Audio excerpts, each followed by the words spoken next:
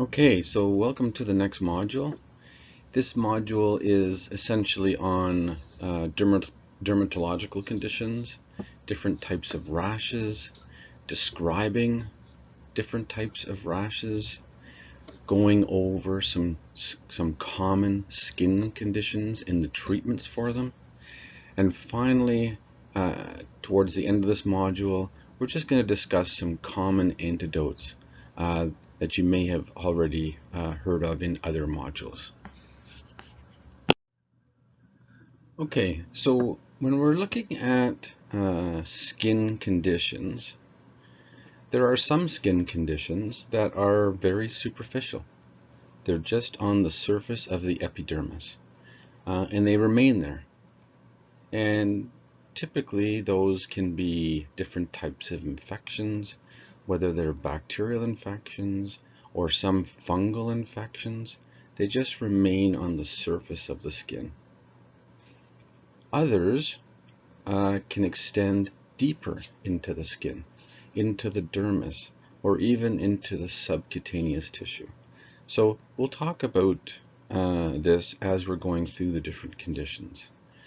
And when you look at this image of the skin, you'll notice that the dermis is really what contains most of the skin structures. It contains the hair follicles, it contains most of the blood vessels, and it contains the nerve endings. Okay, so the dermis is really the structure that's supplying blood and nutrients to the whole area, and also, of course, the nerve endings. So when we're talking about different types of rashes, in order to be a bit descriptive about the rash and also to help us diagnose and communicate the rash to another healthcare provider, it's very useful to know a bit of terminology. Okay, so when we're talking about a primary skin lesion, what we're really describing is what does the main rash look like. And we'll go over these terms on the next slide. If it's macular, papular, is it a plaque, is it a wheal, or a cyst, or a nodule? We'll review these on the next slide, okay? So it's the main description of the underlying rash. Secondary is what else is associated with the rash? Is it a scaly rash, a crusty rash? Has it been scratched a lot, meaning excoriated? Are there fissures and cracks within the rash? Is there an ulcer in the rash? So those are secondary characteristics of a rash. Vascular lesions, that's just telling us, are there little blood vessels that are part of the rash? So purpura, which is bruising, petechiae, which are those little blood spots, typically associated with thrombocytopenia. Ecchymosis is, again, just it's really another term for bruising. And telangiectasia are just the little tiny surface blood vessels that you'll see on people's thin skin. So if you were to look at an older person, or sometimes a younger person, you'll see little blood vessels right at the surface of the skin, and we call those telangiectasia. And then the shape of the rash. Annular being round, serpiginous being almost like a snake-like. Is it flat-topped? Is it irregular? So just description of the shape. And when we combine all of these, it really gives us a good idea of what kind of a rash it is. And then that helps us determine the underlying condition that's causing the rash. Okay, so primary skin lesions. So again, this is just for descriptive purposes. And once a rash fits into one of these primary skin lesions, it's very helpful then to narrow down the possibilities. So a cystic rash. So for example, acne can be cystic. Um, an infection that's holding some pus inside, like an abscess, can be cystic, right? It's fluid filled. A fissure, okay, a fissure is just a crack in the skin, and that's often associated with very dry skin, sometimes in a condition called eczema that we'll talk about. A macula means it's totally flat with the skin. So a mole or a freckle would be a macular rash, okay? A nodule is a solid raised lesion. A papule, again, a solid raised lesion, typically a bit smaller than a nodule, that's all. And acne would be an example of a rash that would have papules in it. And if they got bigger, they would be called nodules. Acne also has pustules. It has whiteheads and blackheads, and we'll talk about that. So acne would be would have nodules, papules, pustules, and maybe even some cysts as well. Okay, a polyp is basically just a piece of skin that's hanging by a stalk off of the skin, and a perfect example of that would just be a skin tag that's just hanging off the skin. Okay, a vesicle is a fluid-filled blister. So then you might ask, well, what's the difference between a pustule and a vesicle? A pustule is filled with pus. A vesicle is typically filled just with clear fluid. So an example of that would be chickenpox or herpes zoster. Those are vesicular rashes. Okay. And a wheal is typically an allergic reaction. So whether that's from an allergic reaction to a drug a patient has taken, or an allergic reaction to an insect bite, a wheal, or really another term for it is urticaria that we've learned about in another module. Okay, so there's a raised central portion where there's inflammation, and that's typically the white part because it doesn't have as much blood going to it because it's raised and a bit of edema has gone there.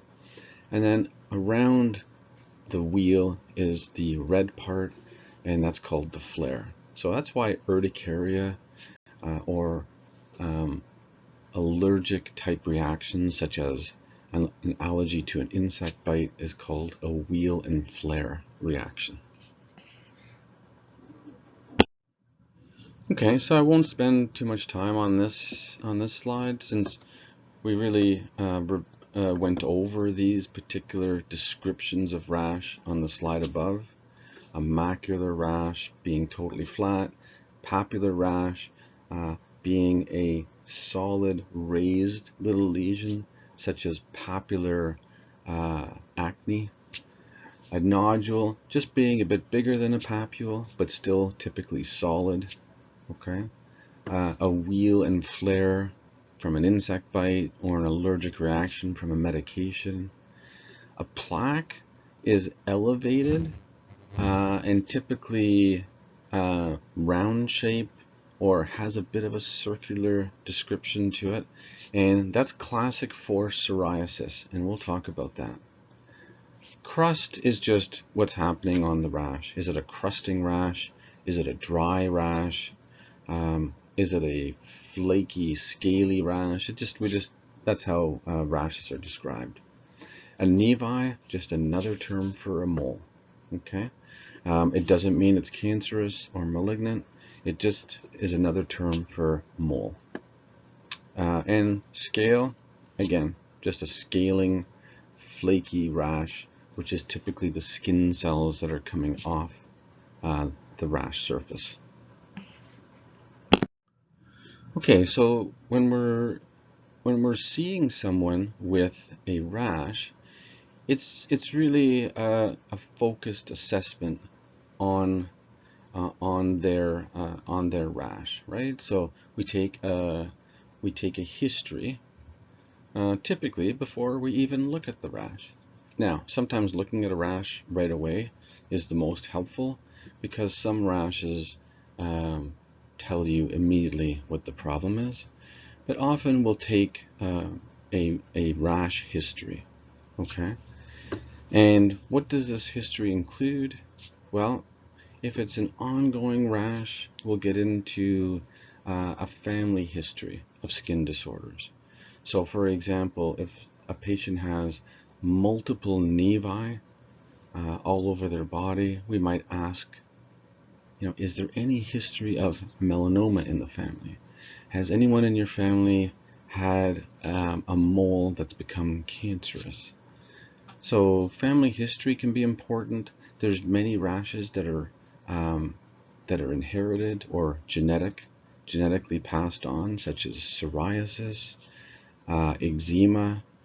So a family history is always important. Personal history of allergies. So did they have bad rashes when they were younger? Did they have allergic type symptoms such as asthma or eczema as a child? Or do they have a multitude of allergies now to the environment? So do they have seasonal allergies, food allergies, medications, anything like that that might tip you off to the cause of the skin rash? Okay. And also sometimes reviewing what are they putting on their skin. What kinds of soaps and shampoos? What detergents do they use in the washing machine? And lastly, the history of the rash itself. When did it start? Is it itchy? Is it painful? Is it keeping you up at night? The location of the rash really helps. So for example, acne, well, acne is a rash that's typically on the face and sometimes on the upper back. Eczema is a rash that's typically on the face and on the flexor surfaces of the elbow and behind your knees. So the flexor surfaces of your knees. So location can definitely help with what's causing the rash. Okay, so definitely finding out what's the main symptom. So someone who comes in and says, well, I don't have any symptoms from this rash, it's just a rash. Okay. Or somebody that comes in and says, this rash is just so itchy that I can't sleep, I'm not able to concentrate on anything else.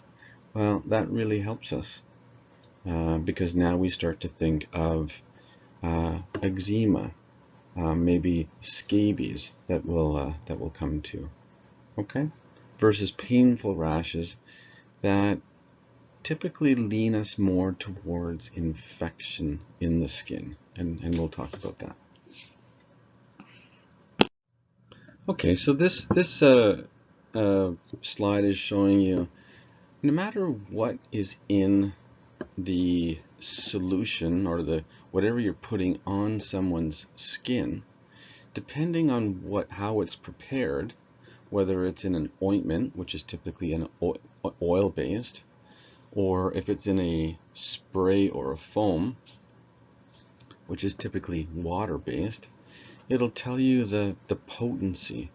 So for example, when we're using steroid creams, well, steroid creams that we really want to get into the tissue and absorb better, will make them ointments. They tend to have much more strength when they're put in an ointment form, which is an oil-based form.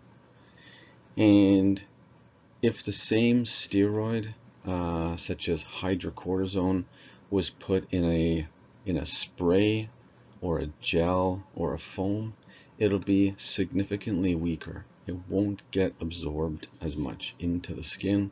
It'll have less effect on the rash.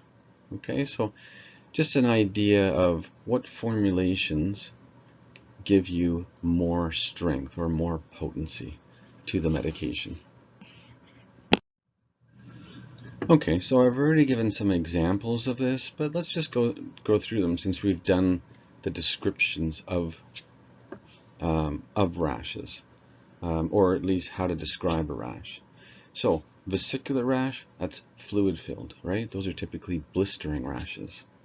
Poison ivy, perfect example. And by the way, extremely itchy. Herpes zoster, which is a viral infection, which is reactivation of the chickenpox virus along one nerve root, one dermatome. And this is typically a painful rash. It can start off as burning and discomfort and then lead to severe pain. Okay. What about oral herpes or genital herpes? Those are blistering vesicular rashes as well. Okay, they're often fluid filled to begin with. Pustular rash, so a rash that has some pus in it. Well, acne, that's what we call whiteheads. Boils or abscesses, which are larger collections of pus that we sometimes have to open with an incision to drain them. They would be called pustular rashes. Painful rashes, and we'll show you some images of some. Cellulitis is typically painful, which is an infection of the subcutaneous tissue, so under the epidermis. Very painful. Herpes zoster, we just mentioned, that can be a painful rash. Dry scaly rashes. Well, when we get to eczema, which is typically a rash that runs through families. There's a genetic component to it. Psoriasis is a dry, scaly, plaque-like rash, and this has an autoimmune component to it. Okay, we'll get to that one. Urticarial rashes we spoke about. They're typically allergic in nature. They have that wheel and flare appearance to them. Pruritic rashes, just itchy rashes. Well, we've already mentioned some. Eczema, allergic rashes that have an urticarial type rash. Super itchy rashes, scabies, which is an infection of the skin, and we'll come to that one. Or head lice or body lice, those are very itchy. And then erythematous rash just means it's a red rash. It doesn't give you any more detail in terms of what the underlying condition is, other than it's red. So typically there's an inflammation or infection associated with it. Okay, so let's talk about some infectious skin disorders, and they're very common, right? There's an assortment of them, and we'll touch on each one of them. So bacterial rashes. When we're talking about bacterial rashes, we're going to look at cellulitis, impetigo, abscesses, which are, remember, collections of pus, fungal infections of the skin that we refer to as tinea, and we'll have some images of that. Thrush, which is a yeast infection of the pharynx, of the back of the throat. Onychomycosis is a fungal nail infection. Ringworm is really the same as tinea. The reason we call it ringworm as well is because fungal infections on the skin typically have a circular component to them. There's no worm associated with a fungal infection. And then yeast vaginitis we'll also talk about. With viruses, there's herpes 1, herpes 2, herpes zoster. We'll look at warts briefly. Shingles, again, is a viral infection. Chickenpox is a viral infection. There's another one that we won't spend any time on called molluscum contagiosum. It's a long, frightening name, but it's basically just a viral infection of the skin. Okay, not dangerous at all.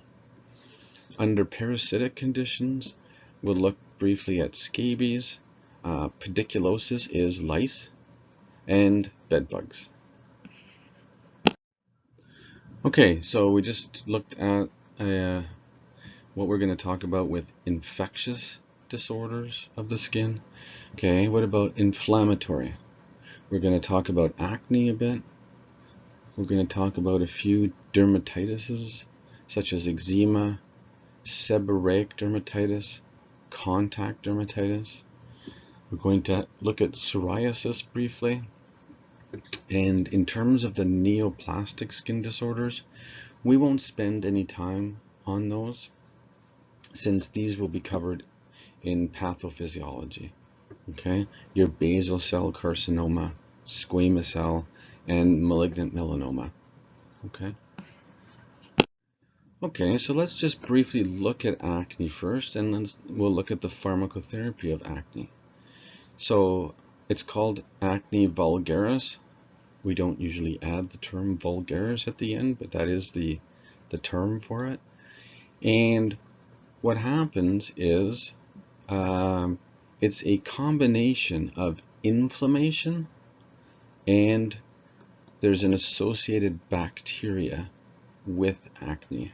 Okay, so what happens is the sebaceous oil glands start to produce more oil, and the follicles, the little pores, get plugged, and bacteria can grow, and inflammation occurs from the plugged follicles. Okay, and this is much more common at puberty onwards. Okay, so it's typically a disease of adolescence, early 20s, but acne can definitely continue onwards into your 30s or 40s. Okay, so it's a combination of increased sebum production, typically from hormones that have increased as people have gone through puberty. So it's a combination of the sebum production, there's an associated bacteria, and of course there's inflammation.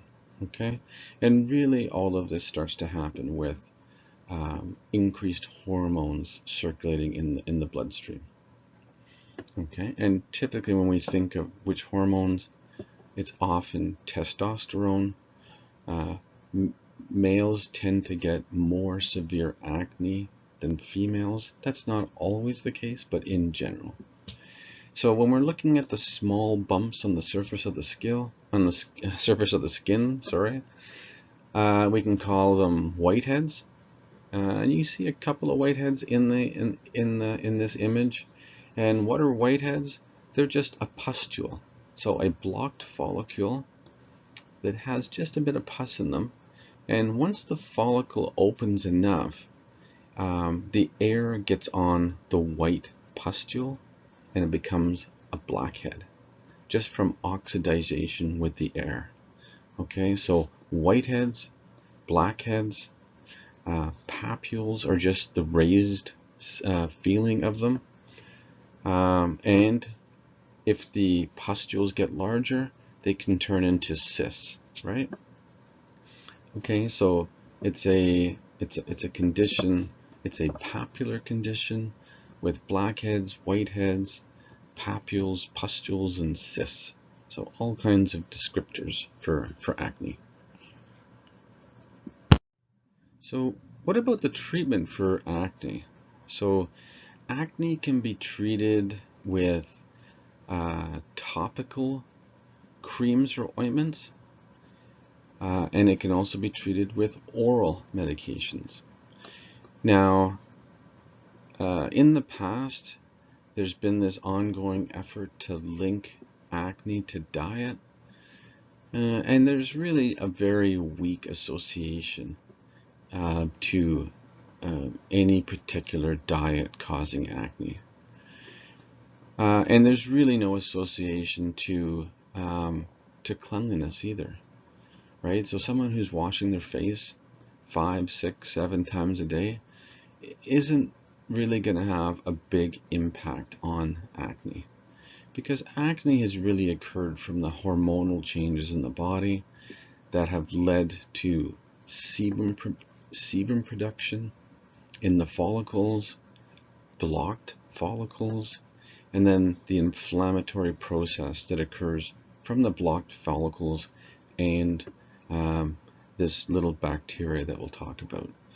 So really the main treatments are going to be topical, and when we talk about topical creams, we're going to talk about mainly benzoyl peroxides, vitamin A type creams, antibiotic type creams, and then progress to oral antibiotics. And then women can use birth control pills that have shown to be effective in reducing the severity of acne. And finally, for severe acne, we can use a medication called oral, well, it is oral, but it's called isotretinoin. Okay, and we'll talk about all of these. Okay, so when we look at this slide, on the left you'll see the severity of acne, so mild, moderate, and severe. Comedones are just another term for whiteheads and blackheads. That's it. So for mild acne with a few comedones, a few inflammatory papules, it's all going to be creams, right? So topical retinoids, which is topical vitamin A, plus or minus benzoyl peroxide, plus or minus a topical antibiotic. Okay, as we progress to moderate acne, typically it's still going to be the creams, and then an oral antibiotic is added, and we'll talk about some, to settle down the inflammation that's caused by the bacterial component of acne. And then finally, severe acne, where it has large nodules, large cysts, often isotretinoin is used to settle down the severe acne. And then once that course of treatment is finished, they can return to safer medications and creams that you can see in this slide, such as topical vitamin A and benzoyl peroxide. So it's not like you stay on isotretinoin for years and years. It's a course of therapy. Okay, so when we look at this slide, again, let's start right at the top for acne treatment options. Right at 12 o'clock, there's topical retinoids. That's fine. Remember, a lot of these creams, we're gonna talk about the adverse effects, and most of the topical creams, they dry out the skin. Okay, and that's partly how they work. By drying out the follicles, they help open the follicles and try to improve the inflammatory component. So topical retinoids, very common in mild acne. Topical benzoyl peroxides as we go clockwise, and then we can add topical antibiotics to the combination. Women can get hormonal therapy, okay, birth control pills. There's a few out there that are indicated for acne. And then as we progress to moderate, oral antibiotics, and then finally oral isotretinoin, which is a much more toxic medication, but highly effective for acne.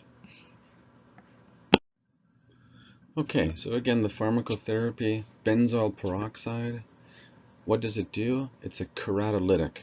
Okay, so it basically just flakes away and helps break down and get rid of the dead epidermal cells and clears out um, and sheds off the outer layer. So we typically start these creams at a low dose, a low concentration, and then gradually increase. Because if you started these at a high concentration of the medication, the skin would just dry off. Okay, it would just be too dry. The retinoid creams, very much related to vitamin A, and these are called comedolytics. So they help with whiteheads and blackheads. Same idea. They help. Vitamin A helps with development of normal skin. So these vitamin A analogs, the retinoids, help with normal development of the follicle, um, and they are also very drying to the skin. Okay, so we use low concentrations at the beginning. Topical antibiotics, they're often in the erythromycin group. So you can get, for example, clindamycin gel or lotion that patients with acne can put on their skin, or erythromycin-based creams. Okay. Birth control pills we mentioned can be effective for acne. Oral antibiotics are typically in the tetracycline group. Okay, so tetracycline, minocycline, doxycycline, they're all used to settle down the inflammation and infection of acne. And then lastly, isotretinoin, which is called Accutane, for severe nodulocystic acne. Okay, so a prototype slide here, benzoyl peroxide. These come in many, many concentrations. So again, we typically start at low concentrations and gradually go up. What do? They help peel away the dead skin cells. They're called keratolytics. Okay, drying and irritation of the skin can happen. You can become a bit photosensitive, meaning the skin's now become very sensitive to the sun because you're peeling away some of the skin, you're drying it out. So often sunscreen is recommended with these acne creams. Okay, the next group, the tretinoins, and again, these are creams that are applied to the skin, typically for mild acne and also moderate acne. You can still continue to use either benzoyl peroxide or a tretinoin. Some people use these for wrinkles or hyperpigmented skin. Neither of these have anything to do with acne. Just mentioning them that vitamin A creams are very popular as an anti-aging type cream. And remember, it's a vitamin A derivative and it regulates skin growth and reduces oil production. Okay. And these can be very drying to the skin and irritating to the skin. So we really start these at low concentrations. You can still have photosensitivity because of all the drying that's occurring with these creams. So making sure that you're not exposed to a lot of sunlight, otherwise you might get a photosensitivity rash. Okay, so let's briefly go on to oral antibiotics for acne, and they're typically in the tetracycline group, right? So that's going to be doxycycline, minocycline, or just straight tetracycline. And they're typically used for moderate acne. It can be used, remember, antibiotics are used for a multitude of different indications. It isn't possible to list all the indications and infections that one particular antibiotic can be used for, But in this module, we're really just talking about the tetracyclines for acne and another condition called rosacea, but we'll briefly touch on that anyways, okay? So the action we won't go over in terms of tetracycline. The adverse effects, for sure, gastrointestinal upset. They are tough on the stomach. Dental discoloration if under the age of 8. It used to actually be much higher than that. We used to tell children under the age of 12 not to take tetracyclines, but now we've lowered it to 8. And also pregnant women, right? Because it'll cause dental staining of the enamel in the fetus. They can be hepatotoxic, uncommonly though, but you can get a bit of irritation of the liver from tetracyclines. Photosensitivity, big one. Okay, so we often tell patients that are on antibiotics, in particular certain antibiotics, and this is definitely one group where you can have photosensitivity, meaning you're taking this medication, you go out in the sun, and you get a photosensitive rash. And tetracyclines are well known for that. Okay, and the other reason that we mention it in this module is that patients are often on oral antibiotics for 3 to 6 months for acne. Right? It's not just a week or 10 days. It's a longer course to really settle down the inflammation and infection that's associated with the acne. Superinfection, that goes for any antibiotic. So any antibiotic under the sun can cause a superinfection such as thrush, yeast vaginitis, or Clostridium difficile diarrhea. Contraindications, typically it's going to be children less than 8 and pregnancy. Those will be the big ones. So under nursing considerations, tetracyclines can irritate the esophagus. So it's important to make sure they clear the esophagus and get into the stomach. So we often recommend that patients take them on an empty stomach with fluid, with water, to make sure that they get into the stomach. Okay.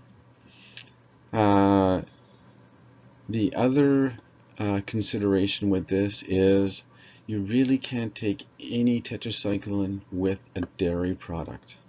Okay, whether it's milk or any kind of a dairy product, they get really poorly absorbed with dairy products. Okay. Taking a second contraception with antibiotics is, this is where we might differ from school and real life.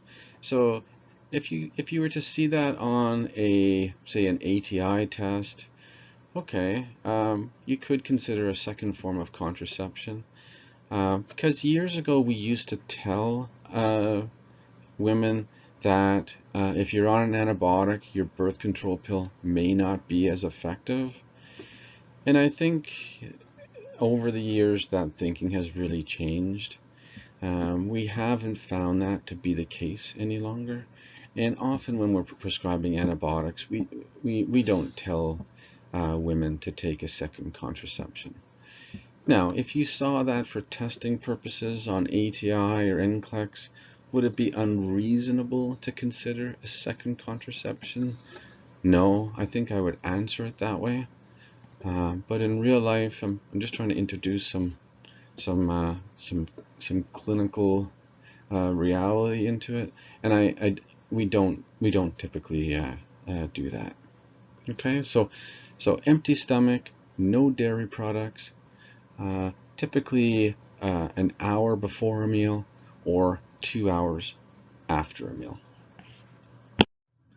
Okay, so isotretinoin, so this is the oral medication that's for severe acne, what we call nodulocystic acne. You'll typically see very large nodules and cysts, on the face, and sometimes on the upper back. Can be quite disfiguring and scarring, and of course it impacts someone's self-esteem and confidence, right? Because they're conscious of the acne, and especially when it starts in adolescence, who are already conscious of their appearance. It's Acne can be quite impactful to self-esteem, self-confidence, when you're trying to develop that. Okay, so isotretinoin is a strong vitamin A analog, and it definitely reduces the activity of the sebaceous glands. Okay, in terms of adverse effects, the most important one is you can develop depression. So depressive illness, potentially with suicidal thoughts. Your skin invariably is going to become very dry, peeling, cracked lips, very dry eyes, very photosensitive. Okay, so it's an oral vitamin A, but it is going to dry out your skin, and your eyes and your lips. We do check for abnormal triglyceride levels and cholesterol levels while someone is taking isotretinoin. Okay, it can be a bit harsh on the liver, so we do check liver function tests, pancreatic tests when they come in for follow-up, and their lipid profile, the cholesterol and triglycerides. Okay, definitely a pregnancy category X. You cannot take this for during pregnancy. Okay, and if you have a significant history of depression, this would not be a good choice of medication for that person. Okay, so under considerations, remember it's teratogenic, not used at all in pregnancy. It can actually impact vision. Okay, it can limit and reduce night vision, so it can cause some potentially hazardous driving. Some patients need artificial tears because their eyes become so dry. The use of sunscreen becomes important because of super sensitive skin while being on this medication. Monitoring for depression or depressive type statements is important. And there's an absolute requirement to not get pregnant. Okay, and this is where the birth control pill may not be enough. Okay, a secondary form of birth control would be important here. Okay, because you really wouldn't want to get pregnant while taking this medication. And in fact, if you do get pregnant, there'll be a recommendation likely to abort the pregnancy because it's so teratogenic. Okay, what do we check in terms of blood tests? I mentioned, so a CBC, lipid tests, and liver function tests. Okay, because this can alter your cholesterol and triglycerides, and it can cause a mild hepatitis. So we check the liver function tests.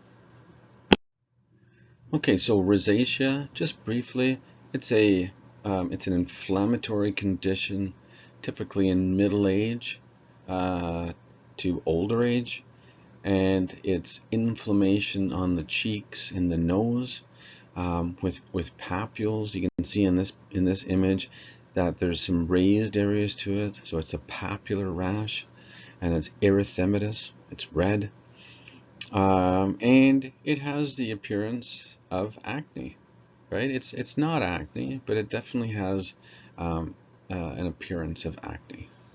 So patients often come in and say, I'm getting my acne back that I haven't had for 25 years. Okay, just an inflammatory papular rash. Okay, so who gets rosacea? Well, typically in the 30 to 50-year-old group. It's definitely, so this rash that kind of spans across your nose and onto the cheeks. Sometimes we think, oh, could this be a lupus rash? Because you get what's called a malar butterfly rash with lupus. But pretty quickly it becomes obvious that it's rosacea instead. And I think if you're walking around uh, the city, you're going to see people with rosacea. It's not uncommon. And it's often flared up by sunlight, by stress, by hot beverages, spicy foods, and alcohol. Okay, so these particular things can aggravate rosacea, especially the hot beverages and the spicy foods. So we tell people to stay away from those things because it causes more inflammation. And you may even see someone who has rhinophyma, which is that swollen nose um, that occurs with rosacea. So it's a swollen, kind of a bulbous looking nose that's enlarged, and that occurs with having had rosacea for years. Okay, and what do we use for rosacea as treatment? Well, by far the most common is the first one there, metronidazole gel. Okay, so it's a topical antibiotic that patients will take to treat their rosacea. That's by far the most common. We can use clindamycin gel, but that's typically where the treatment ends. Other ones can be tried, which are similar to acne, benzoyl peroxide, tretinoin creams, those vitamin A creams, and if it's quite severe, we can use an oral antibiotic in the tetracycline group. Most people get by using metronidazole cream. Okay, metronidazole, you might remember from quite a few modules ago, is an antibiotic and an antiprotozoal. We use metronidazole in an oral form for Clostridium difficile infections, so C. diff. We can also use it as an antiprotozoal in amoebiasis and giardiasis. But in this form, it's a cream to settle down rosacea. Okay, so pretty well tolerated. I think just knowing that it's used for rosacea is fine.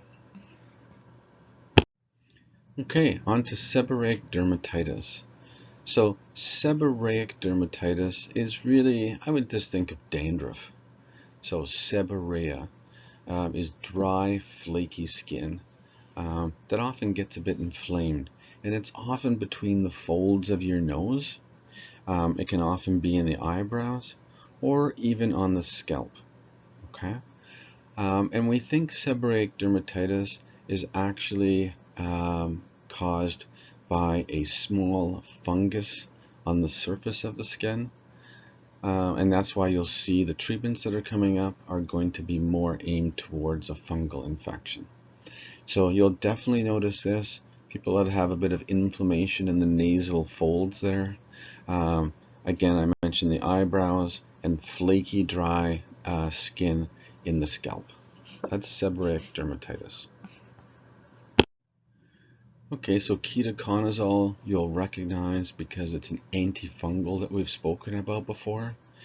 It comes in a cream to treat seborrheic dermatitis or dandruff. And dandruff we think is a form of seborrheic dermatitis. Dry, flaky skin that can be caused by a small fungal infection. Okay, so ketoconazole comes as a cream as well to put in your around your nose, in your eyebrows. It comes as a shampoo if you have it in your scalp. Okay, so pretty easily treated with an antifungal cream. Okay, I don't think there's too much information we need to go on to here. Just to know that seborrheic dermatitis is a dry, flaky rash. What's the treatment? Ketoconazole. Okay, so on to bacterial skin infections. So let's go down the list here a bit on the left. So impetigo we're going to talk about. That's a very superficial skin that children get because they love to hug each other, and it goes from one child to the next. And it just stays on the surface, and we'll see an image of that. Okay, it doesn't go deep into the skin. It's a superficial skin, bacterial skin infection. What's a boil? Just a collection of pus, right? So a boil is a small collection of pus. An abscess can be small to huge, where half a liter of pus comes out. So you can have massive abscesses of the skin. A carbuncle is just another term for multiple boils under the skin. A paronychia is a nail bed infection. Okay, so it's inflammation and infection of the of the uh, of the nail bed and the surrounding tissue around the nail. Okay, cellulitis is a deeper bacterial infection below the epidermis, often into the subcutaneous tissue, and we'll go over that. Erythrasma, we're not going to spend too much time on this. This is a bacterial infection of the skin, but we won't spend too much time on this. Cellulitis is more important. Okay, so let's just look at a few rashes. Looking at rashes always helps keep a mental image.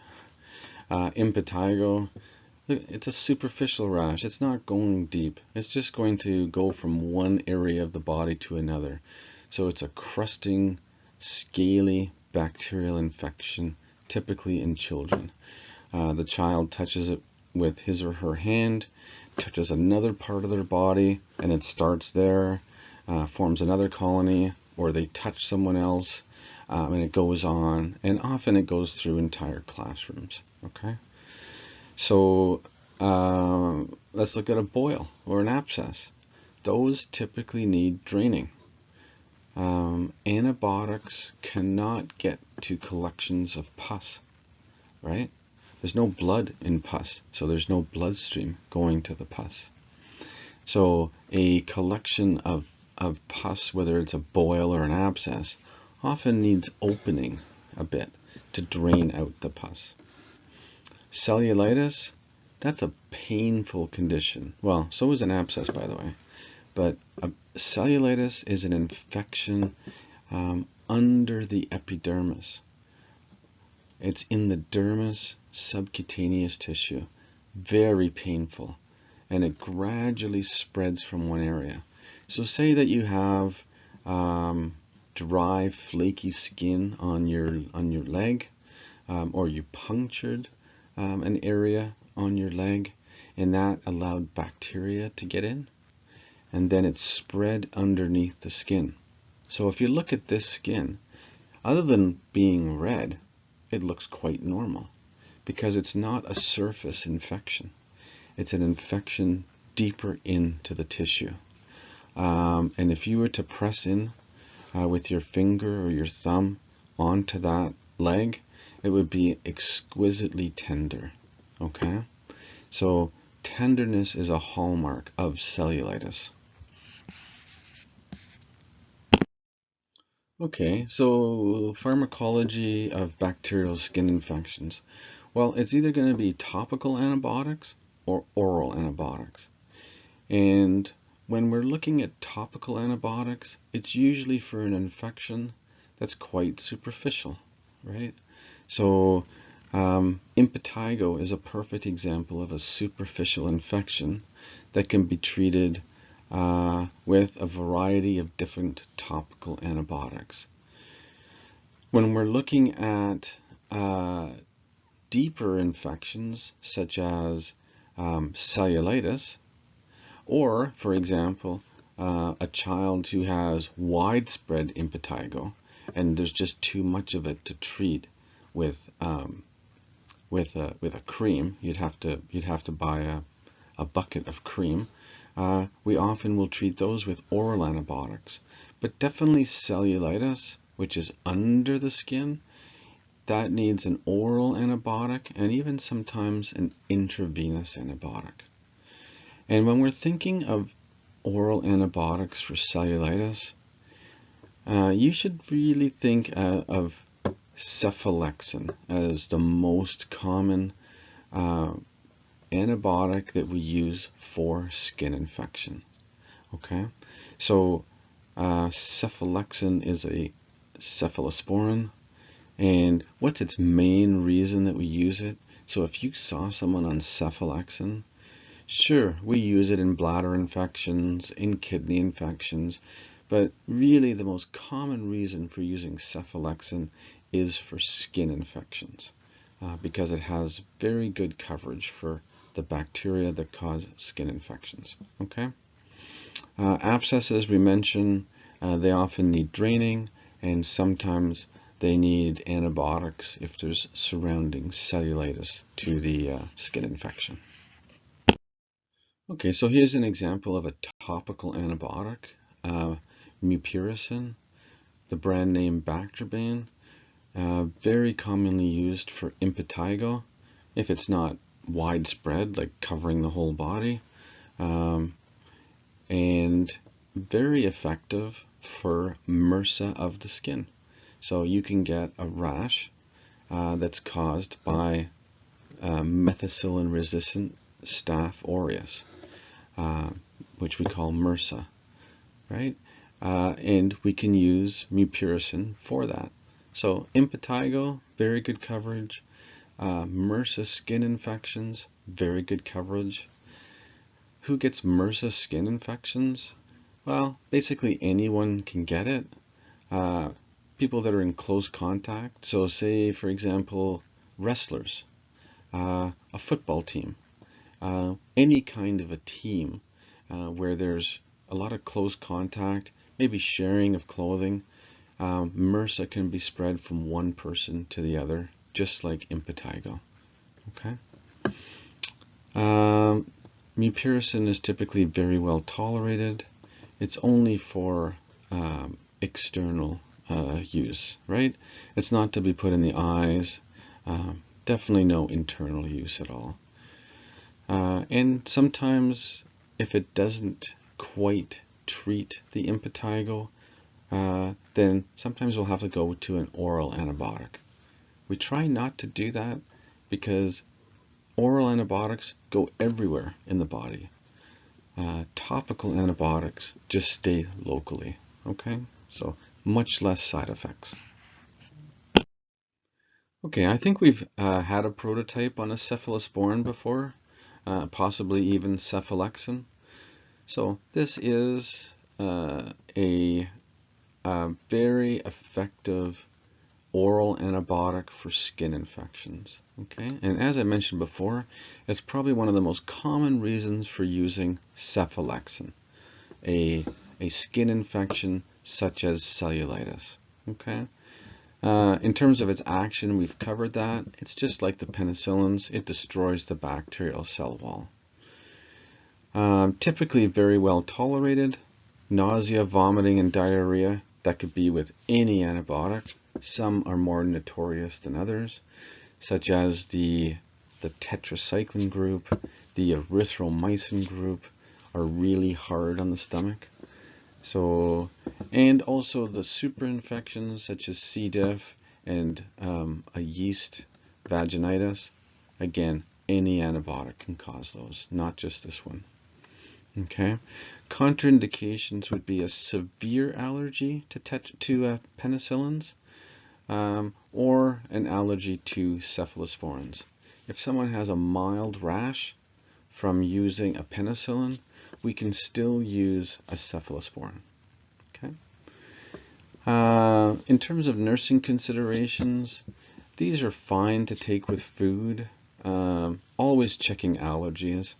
We always do that to make sure that at the top of the chart it doesn't say allergic to penicillin or allergic to cephalexin, and then they get a dose. Okay, so we're pretty careful with that. Obtaining cultures prior to therapy. So if someone is quite sick, and we can get a sample, say a sputum sample or a urine sample or a sample of pus that we've just opened a wound before giving them an antibiotic, we always try to do that, okay? Because once you've started the antibiotic, the culture or the sample you're going to take can have antibiotic within it because it's made it there through the bloodstream. So it may not grow anything. So whenever we take blood cultures, urine cultures, cultures from pus, we do it before giving the antibiotic. Okay. In terms of renal impairment, that would have to be significant kidney failure in order not to use a penicillin or a cephalosporin. So it would be something to consider if someone had significant renal failure. We may need to adjust the dose of the medication because many antibiotics are cleared through the kidneys. They're excreted by the kidneys. But in general, it wouldn't be a reason not to use the antibiotic. Okay, so let's move on to fungal skin infections. And when we're talking about fungal skin infections, we usually include fungal nail infections as well, right? So fungal skin infections, we use the term tinea, and they don't typically go any deeper, right? They stay on the skin. They're usually circular in nature, and they're very easily treated with topical antifungal creams. Okay, where do fungus like to live on the skin? Warm, moist areas.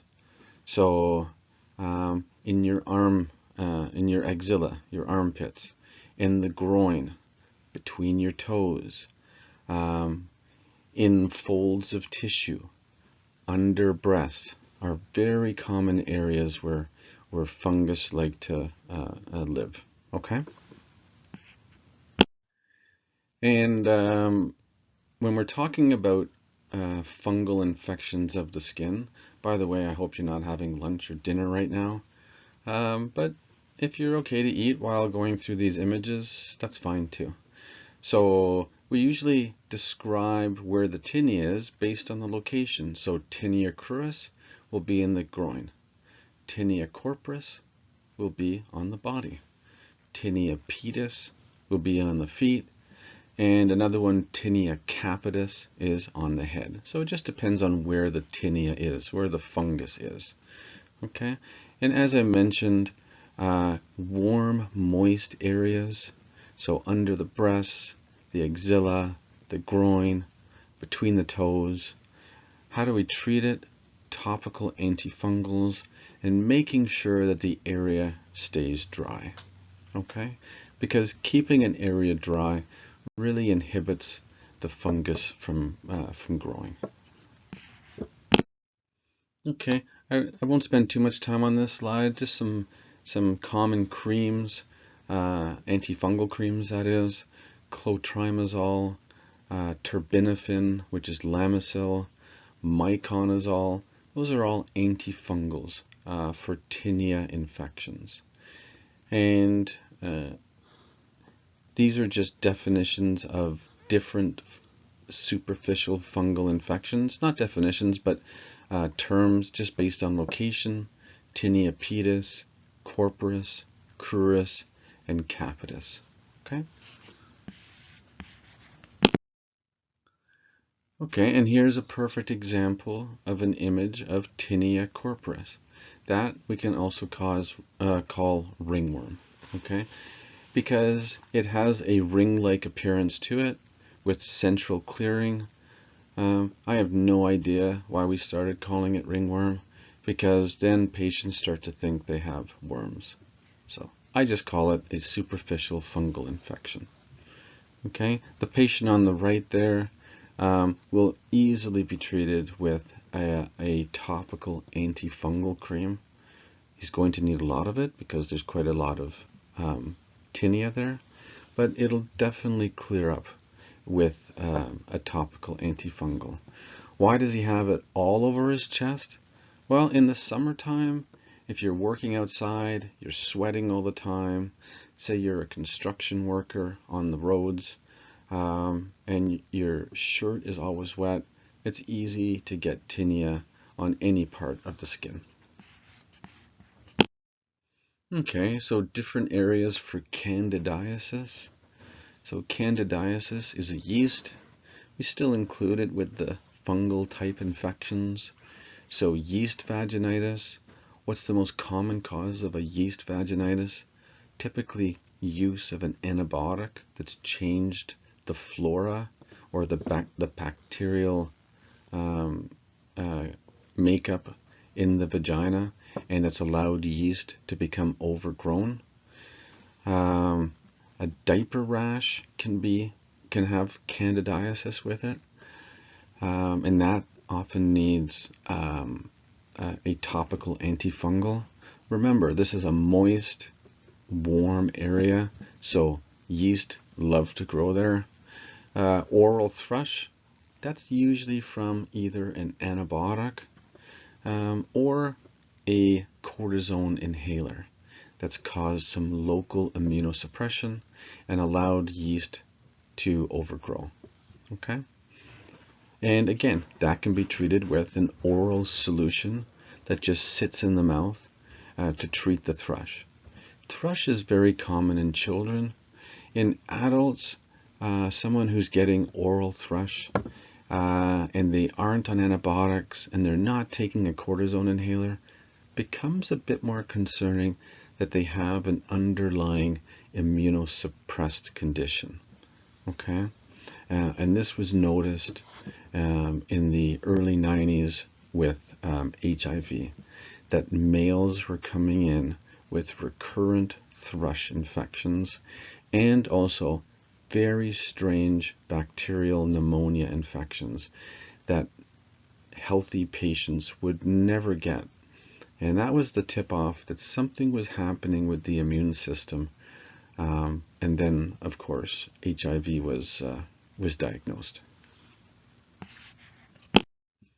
Okay, so clotrimazole, very common antifungal cream called Canesten.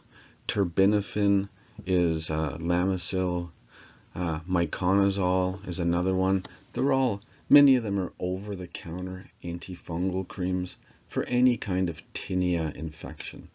So whether it's a fungal infection between your toes, in your groin, under your breast, these can all be used to treat them.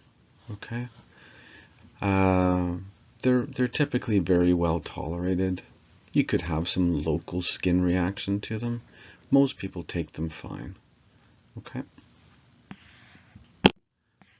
Clotrimazole comes as a vaginal cream with an applicator.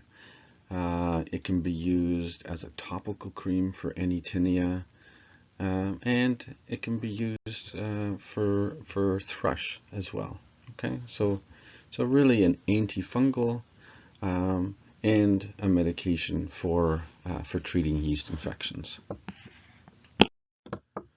Okay, so onychomycosis is a fungal infection of either the toenails or the fingernails.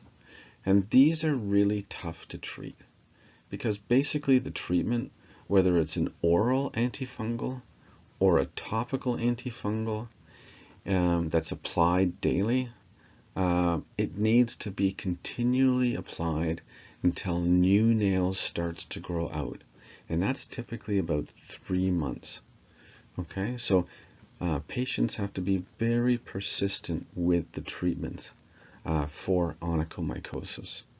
So as I mentioned, There's topical lotions and creams that can be applied right onto the toenail, which are much less toxic than having to take a oral antifungal for 3 months to clear the fungal nail infection. Okay, so let's talk about some viral skin infections. In this image, we see herpes zoster on the left, which is a reactivation of the chickenpox virus that you had as an infant. And it's a blistering vesicular rash that follows one dermatome, so one nerve root. You can get it on your face and basically any part of your body. And remember, because it is only activated in one nerve root at a time, it never crosses the midline of the body. Okay, because your nerves that come from your spinal cord and your cranial nerves, they only go to the midline of the body, since there's a left and a right nerve for each side, right? So herpes zoster would never go across the chest, for example, and go from left to right. It goes to the midline, okay? Because it's only involving that one dermatome and that one nerve root. So it's a blistering rash, vesicular, typically painful. Sometimes patients have the pain and the burning before the rash comes out, and then the vesicular blistering rash develops. And really, it's only contagious when those vesicles are open and weeping. Okay, so if they're not open and weeping, it's not typically a contagious rash. Herpes simplex 1, cold sore, that's a vesicular rash. There's a blister component to it, and so is herpes simplex 2, which is genital herpes. Okay, chickenpox, again, another vesicular rash. It's body wide, it goes all over the place, and once you've had a bout of chickenpox, the virus lives in your dorsal root ganglion, and you can get herpes zoster at any point in the future. Okay, typically as you're getting older, into your 50s and 60s and 70s, you can get reactivation of that chickenpox virus and develop herpes zoster. And there's vaccines available not only for chickenpox to prevent it in childhood, but also there's vaccines for herpes zoster to try and prevent this painful rash from developing. Okay, so in terms of treatment for viral skin infections, not every viral skin infection can be treated. Most of them we just leave alone and they just resolve. The herpes type rashes we can treat with acyclovir type medications. So acyclovir is an antiviral. There's 2 or 3 others in the same group. So for example, a cold sore, which is HSV1, we can use a cream on that, or we can use an oral acyclovir. So a topical acyclovir or an oral acyclovir to treat a cold sore. Genital herpes we typically treat with oral acyclovir. Now, does everybody want to take oral acyclovir for their cold sores or for their genital herpes? Not necessarily, because it's going to resolve no matter what you do. Acyclovir just slows down the division of the virus, and it typically shortens the duration that you have it. But remember, once you have HSV1 or HSV2, you have it for life. So not everyone wants to take acyclovir every time they have a reactivation of herpes. Okay, but it is an option for HSV1 in a cream or a pill, and also for HSV2. Herpes zoster we treat with acyclovir type medications as long as it's within 72 hours of the breakout of the rash. After 72 hours, 3 days, it's been shown that acyclovir really isn't very effective to reduce the duration of the rash and also to reduce the pain associated with the rash. Okay. Also, severe chickenpox can be treated with an acyclovir type medication. Okay, so say an adult develops severe chickenpox, they can be treated with acyclovir.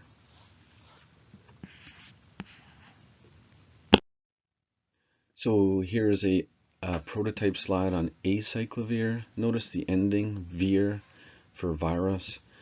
There's other ones that are very similar to acyclovir. They're actually in the same group. Famciclovir, valacyclovir. Why do these exist when we already have acyclovir? Because they only need to be taken 2 or 3 times a day instead of acyclovir being 4 or 5 times a day. Okay, so these antivirals are commonly used for herpes simplex 1 or 2, so that's oral herpes, genital herpes, and the varicella zoster viruses, which is chickenpox and herpes zoster. Okay, remember, in terms of herpes zoster, it's typically within 3 days of the onset of the rash. So if someone comes in having had herpes zoster for 5 or 6 days, we typically don't offer these antivirals because it's too late for them to have an effect. Okay, like any other antiviral, what do? They try and reduce the replication of the virus within the cells. There's really minimal side effects to these medications when taken orally. The only one that if given IV, which would be unusual unless the person was very ill, say with chickenpox in an adult, where they could become very ill with it, that it's given intravenously. And that can cause a bit of phlebitis, which is inflammation of the vein where the medication is going into the vein. Okay? Contraindications, again, very few. Because they're excreted by the kidneys, if someone had severe renal failure, we may have to reconsider giving these antivirals. But in general, they can be given to most patients. Under nursing considerations or responsibilities, acyclovir comes as a cream. The cream is typically only used for cold sores, so herpes simplex 1. The other conditions listed above, we use pills, okay, tablets for herpes zoster, chickenpox, and genital herpes. The earlier you take an antiviral in the course of the illness, the more effective it is.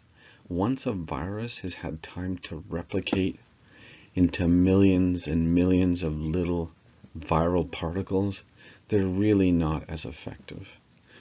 And the other thing to consider is most antivirals actually don't clear the infection. So it's not like you're getting rid of herpes simplex 1 or 2 or herpes zoster. You're just shortening the duration of this acute illness. But the virus stays in you still. So you'll get another episode in the future. Okay, so let's move on to some parasitic type infections of the skin. And by far the most common are scabies and lice. Okay, scabies is an incredibly itchy rash. And what happens is the parasite burrows under the skin, and the female lays eggs under the skin, so into the epidermis, and lays eggs there, which cause an intense inflammatory condition, which is very, very itchy. Now, where does scabies like to burrow under the skin? Well, typically between your fingers, okay? Sometimes at the wrist creases, sorry, the armpits, the groin. It can basically do it anywhere, and the toes as well is a very common place.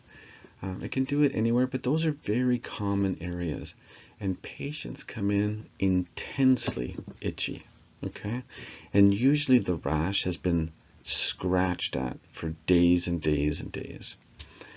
Sometimes we can see these linear lines on the skin, and that's just where the parasite has burrowed under the skin and laid eggs.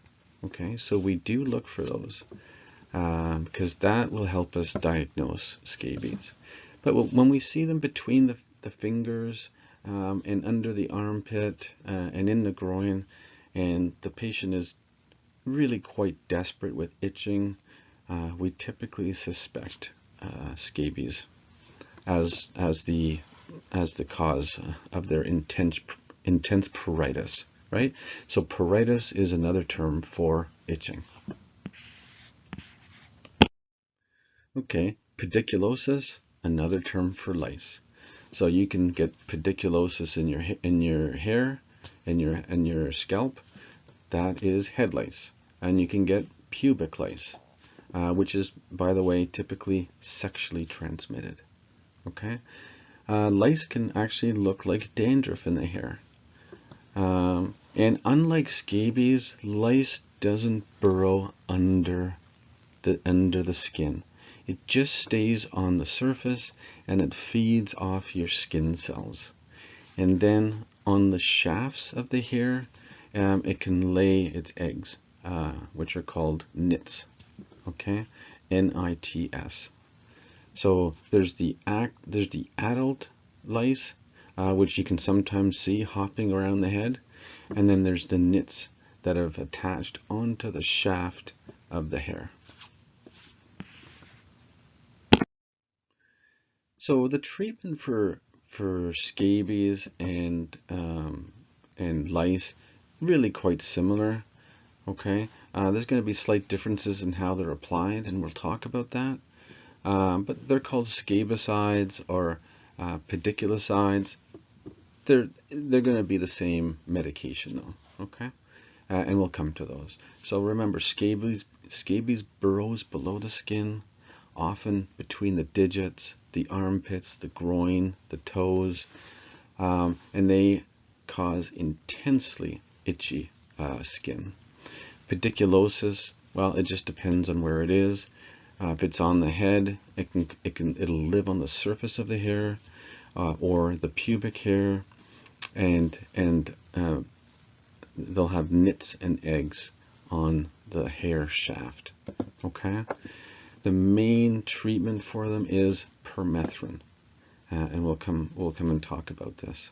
So once someone with head lice, for example, receives a treatment of permethrin, typically the itching will settle down within days, because the head lice is not under the skin like it is with scabies.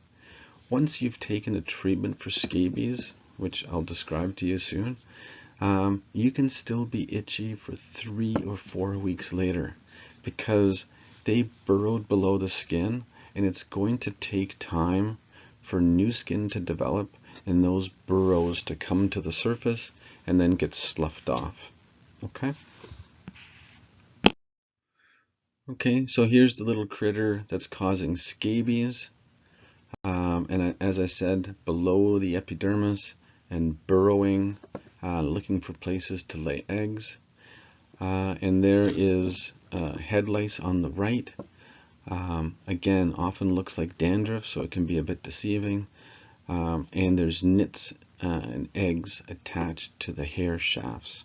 Okay, the adult lice is easier to see because the nits can look like dandruff. So we typically comb it out to see if it really is dandruff or if it's the nits that are attached to the shaft. Okay, so the prototype medication permethrin is really the main one used for head lice, pubic lice, or for scabies. And how does it work? It paralyzes the nervous system of the parasite, and typically within a day, so 24 hours, the parasite has been killed. Okay, so it has to be applied properly. So if we're talking about head lice, typically the nits are combed out carefully as much as possible, and then permethrin is applied to the hair and the scalp for 10 minutes, and then left on, and then after 10 or 15 minutes, it's removed. It's showered off. Okay, and that usually kills the head lice, and the itching often resolves within days. For scabies, you have to apply the medication, the permethrin, from the neck down, and every square millimeter of the skin has to have the permethrin on it. So between every crevice, between every finger, all the way down to the toes, from the neck down to the toes, has to be covered with permethrin. Typically, we'll leave it on for anywhere from 8 to 10 hours, and then it can be showered off. Okay, to tell patients that they're likely going to itch from scabies for 3 to 4 weeks after the treatment. Okay, because yes, the parasite is dead, but it's still under the skin. Okay, and that's why the itching persists.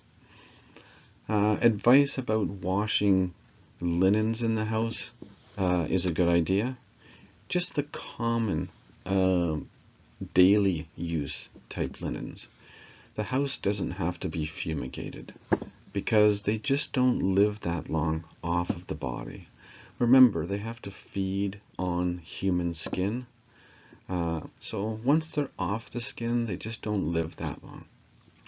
Okay, so washing daily use type linens is a good idea. And if you can't wash them, putting them in a bag for days is a good idea. So in a plastic bag, so that the parasite dies within the plastic bag. And sometimes a reapplication has to occur, whether it's with head lice or with scabies. We'll sometimes advise 7 to 10 days later a reapplication of the permethrin. Now, if someone has scabies, we typically tell the whole family to get treated.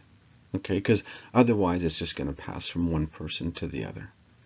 So we just give treatment for the whole family.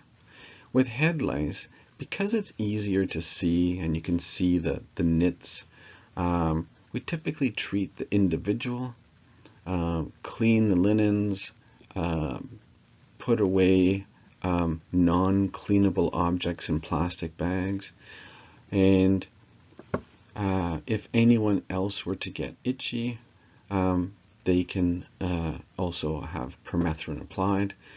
But hair is a bit easier to check, so head lice can be checked to make sure there's no active infection. So typically we don't tell the family that everyone needs to be treated. That's not to say that sometimes people still do that. They just treat everyone in the family, but it's not totally necessary. You treat the the person that has the infection, and the other family members can be screened for it. Okay, so this is another medication that you might see. It's for lice or for scabies. We won't spend a lot of time on it. It's a second-line medication. You may have heard of it by its brand name called Quilada. Again, it inhibits neural function and kills the parasite. The problem is it can be somewhat toxic for humans as well, especially children. So look at the adverse effects. The potential for seizures, dizziness, paresthesia, which is pins and needles or numbness. Those are neurological symptoms. So it's because this cream is affecting the neurological system of the patient. So it's more of a second line treatment now, and permethrin is more of a first line. Okay, definitely avoided in infants, especially premature infants for sure, or anyone with a seizure disorder, because it can aggravate it. Okay, so Lindane, more of a second line treatment. There is a black box warning for it for seizure disorders. And again, the same advice would apply. In scabies, the entire family would be treated. For head lice, the individual would be treated, and the rest of the family can just be screened. Okay. Washing fabrics and clothes in hot water, and then putting them on the hot cycle in the dryer typically kills these parasites, and then putting non-washables in bags. Okay. Okay, so bed bugs, they're often nocturnal little critters. They come out at night often. They live in mattresses. So often you'll see linear bites where the bug has just kind of crawled across your skin and taken little chunks. Okay, it can be on the face, the neck, the arms, anywhere. I'm sure most of you are aware that this happens. There's outbreaks in hotels and apartment buildings. And they're not hard to find. You can just lift the mattress if you're in a hotel room, and these will be quite visible, okay, with a flashlight. It's not like they're microscopic, so they're pretty easy to see. And they form these linear straight lines because that's just where they're walking and taking another bite out of you. Okay. They're typically itchy. That would be the most common symptom. They're itchy papules because they've taken bites out. There's no active treatment required for these, of course, unless you develop a secondary bacterial infection. But bed bug bites in themselves, there's no treatment required, unlike lice and scabies, where we would use permethrin usually. Okay, for warts, again, warts are a viral infection of the keratinocytes, right? So they're pretty superficial. What are they caused by? The human papillomavirus. And remember, HPV is the virus that also affects the cervix in women, right? And it can lead to precancerous cells, so dysplastic cells of the cervix. Skin warts don't typically do that. They're just more of a pain. What are they called in terms of a medical term? Verrucus vulgaris. Okay, that's the medical term for warts. Now, if we were to leave them alone, most warts on the skin will just resolve on their own within a year or two. Some warts, as you can see in this picture of the foot, that's going to be pretty uncomfortable to walk on. Okay, so when they're in areas that are very uncomfortable, or they're on the skin and the patient would really like them treated, there's a number of topical treatments that are available. And if they're not effective, we can actually cut out warts. We try not to do that because the topical treatments often work if we persist with them. Okay. Okay, so what are some common wart treatments?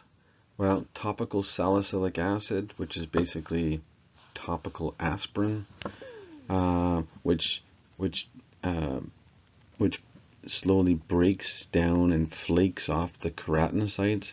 If you've ever put on salicylic acid in a lotion form for warts, it'll form a white,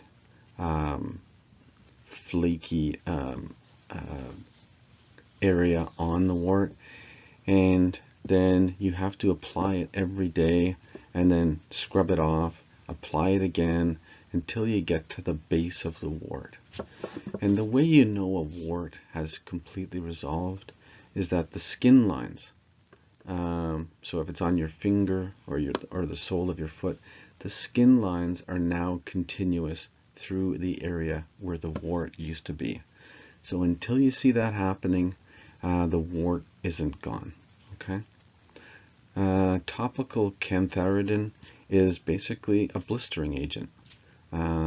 So cantharidin is a chemical that can come from a beetle, a blistering beetle, and it's produced into a wart solution, and it basically blisters the area to try and destroy the cells that are infected with the wart. Okay. Liquid nitrogen spray is a very, very cold solution of liquid nitrogen that freezes the whole area. Okay, and when you freeze cells and then let them thaw and then freeze them again, they just die. Okay, and so we'll do that directly onto the area where the wart is infecting, and after multiple treatments, typically the wart has died. Okay, or the infected cells with the wart has died. Okay, so on to hives and urticaria. So here's that wheal and flare reaction. So it's a raised lesion. It's often changing minute to minute. So what the rash looked like a minute ago might be slightly different. And it's typically an allergic skin reaction, right? So again, so whether it's from food, from a medication or an antibiotic, or from an insect bite, urticaria has what we call a wheal and flare reaction. Okay, so often the top of the raised area is a bit pale, and then there's a surrounding inflammation around it. And it's really an allergic skin reaction. So if we were to say discuss anaphylaxis, well, anaphylaxis often has urticaria as its rash component. But of course, anaphylaxis is much more than just hives, right? Anaphylaxis has other organs that are involved. So we would never call hives, if that was the only thing a patient had, anaphylaxis. No, anaphylaxis has either an airway component with it, say with swollen lips, a swollen tongue, difficulty breathing, getting air into the airway, or respiratory symptoms such as wheezing, shortness of breath, cardiovascular symptoms such as tachycardia, hypotension, dizziness, or gastrointestinal symptoms. Don't forget those. Nausea and vomiting can be a manifestation of anaphylaxis. So say, for example, someone eats a peanut and suddenly they get an urticarial rash and nausea and vomiting. That's enough to give them epinephrine. So we don't give epinephrine to someone that just has an urticarial rash. It has to be at least two systems involved. So urticaria plus something else. So urticaria and wheezing, sure, and epinephrine. Urticaria and hypotension, epinephrine. Urticaria and swollen lips, epinephrine. Urticaria by itself, just antihistamines to treat the itching. All right, so here's a lovely wheel and flare reaction, which we can definitely call either urticaria or hives. They mean the same thing. This is very likely from an insect bite with that raised, kind of pale edematous portion around it, and then the inflammatory rash surrounding that. So that's where the wheel and flare term comes from. Food allergens, insect bites, medication allergies. Very common to give you urticaria. Very itchy, not a dangerous rash, typically treated with antihistamines. But if it's an associated rash where the allergy has become more systemic, so urticaria plus those other symptoms we spoke about that lead us to diagnose anaphylaxis, that's different. We use epinephrine. We can still use antihistamines, but we always use epinephrine if we suspect anaphylaxis.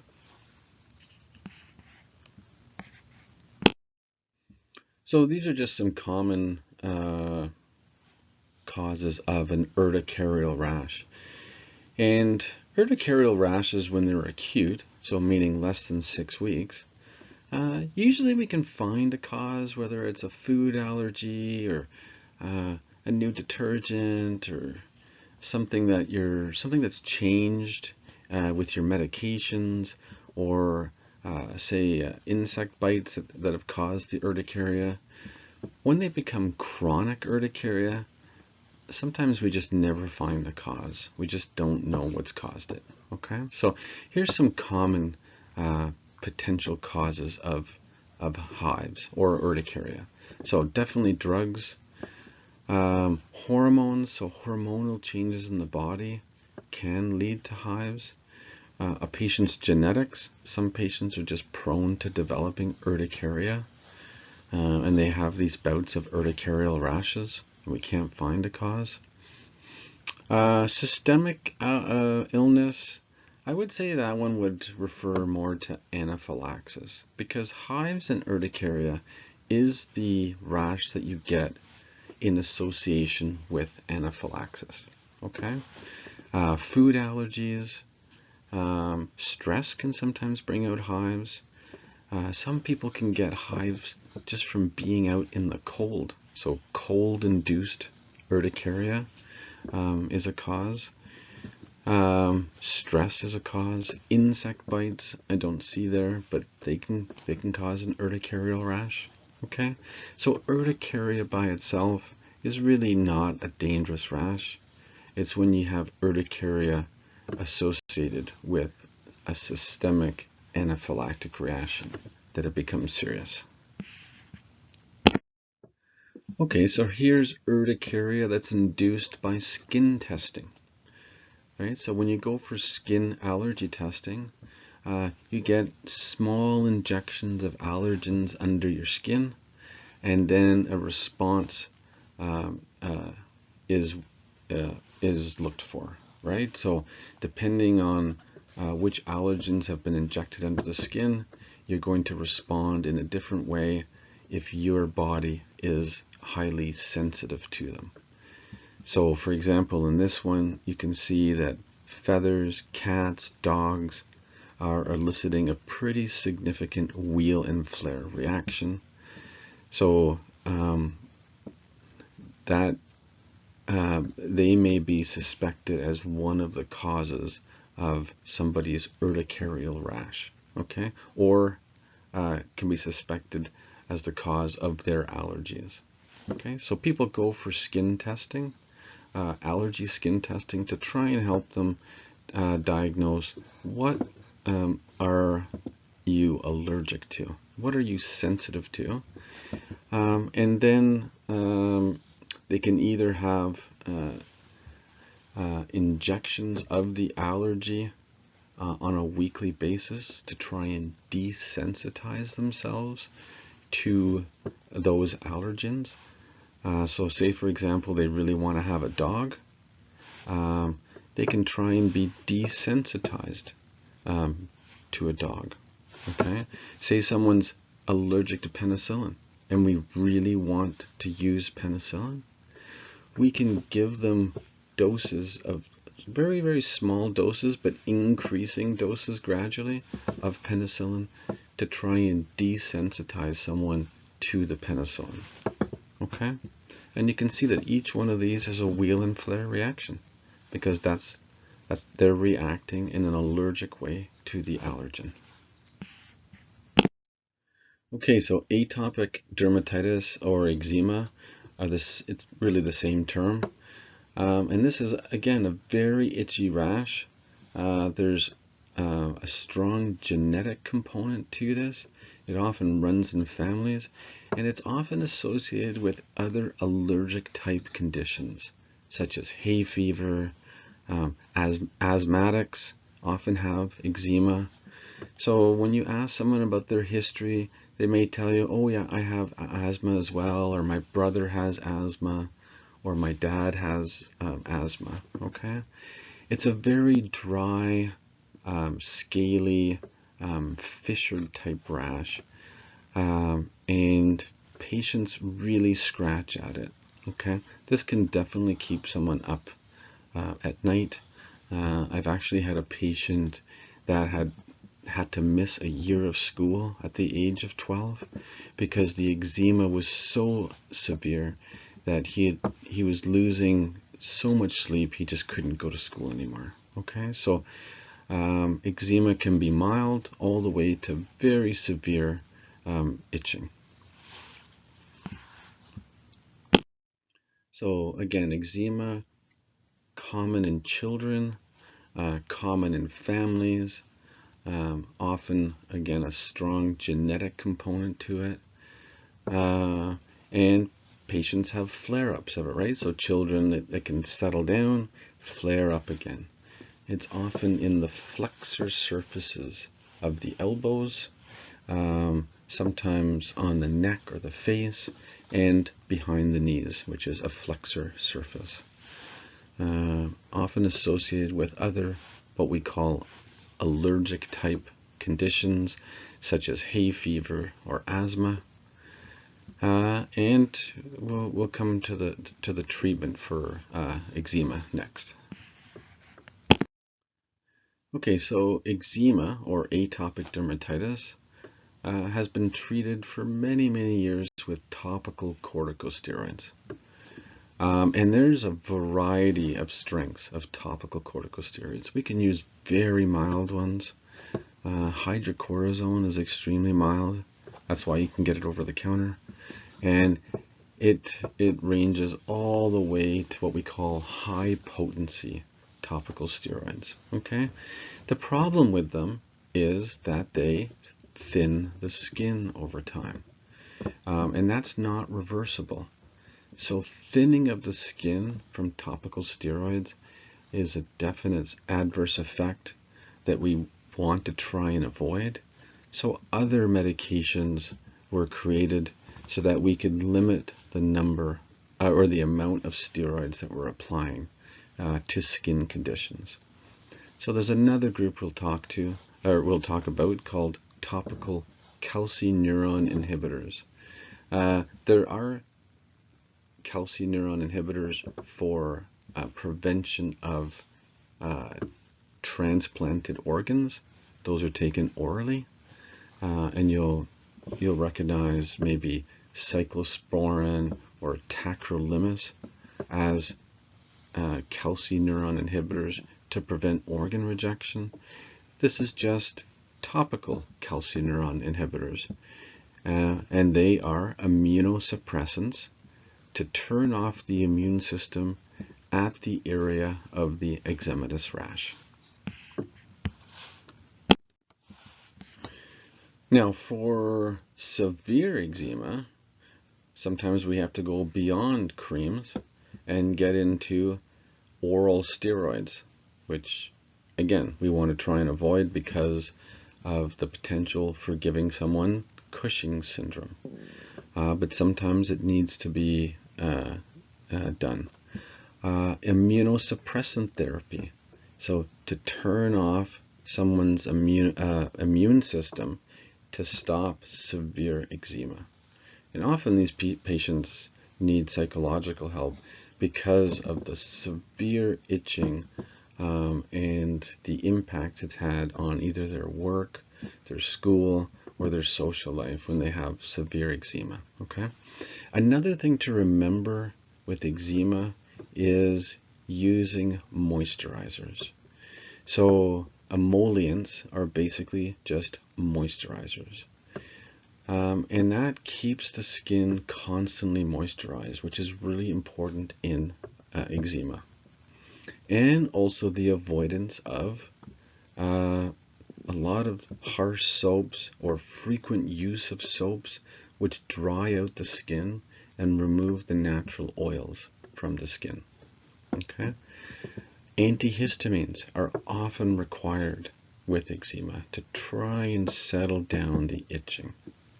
Okay, so if we look at the slide on the right, emollients for sure moisturize the skin. And then we go to topical corticosteroids. Okay, that's going to settle down the inflammation of the rash. Topical calcineurin inhibitors, that's going to suppress the inflammation as well because those are immunosuppressants in a cream form. And then as they get severe, then you can look at oral immunosuppressants, and we're not going to talk about those for eczema. You're going to recognize some of these because some of them are used for organ avoidance of rejection in organ transplant, and that would be cyclosporin, which is a calcineurin inhibitor. Methotrexate, azathioprine, those are immunosuppressants and chemotherapy agents. So you might recognize some of these. If not, don't worry.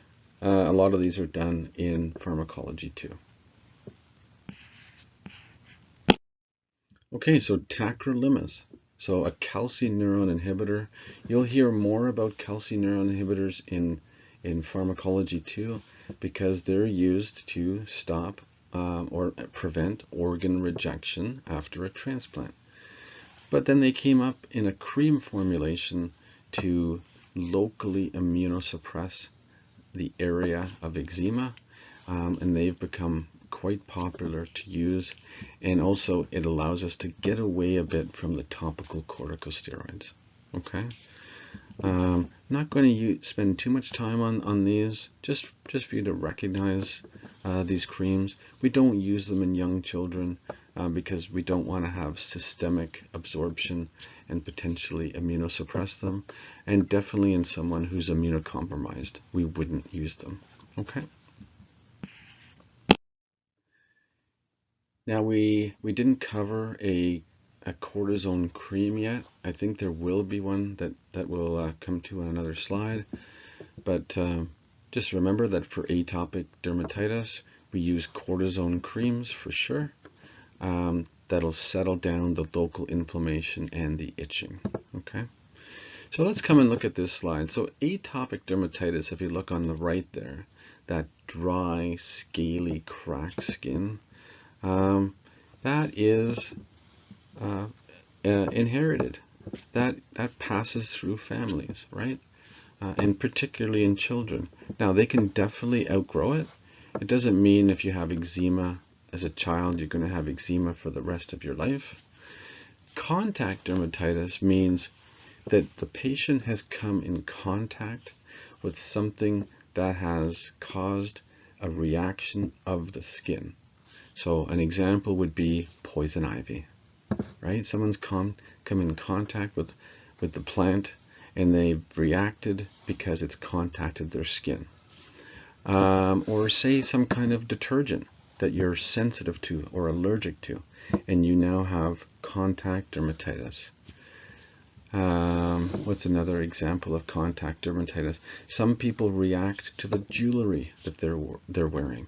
So a necklace that's where the medallion is touching your chest, or a belt where the belt buckle is touching your abdominal skin. You can get a contact dermatitis. Okay, so contact dermatitis means something has touched your skin. Atopic dermatitis is usually more of an internal skin condition where your skin is just overly sensitive and it has dried, flaky, fissured, broken down skin. And atopic dermatitis patients are very prone to developing cellulitis. So you can imagine that dry, cracked skin is a perfect place for bacteria to get in and set up an infection. Okay, so just to continue on a bit with contact dermatitis, it's where either an allergen has touched your skin, so you were allergic to a substance, or an irritant, such as, say, for example, you're allergic to you're allergic to poison ivy, so you get a contact dermatitis to poison ivy.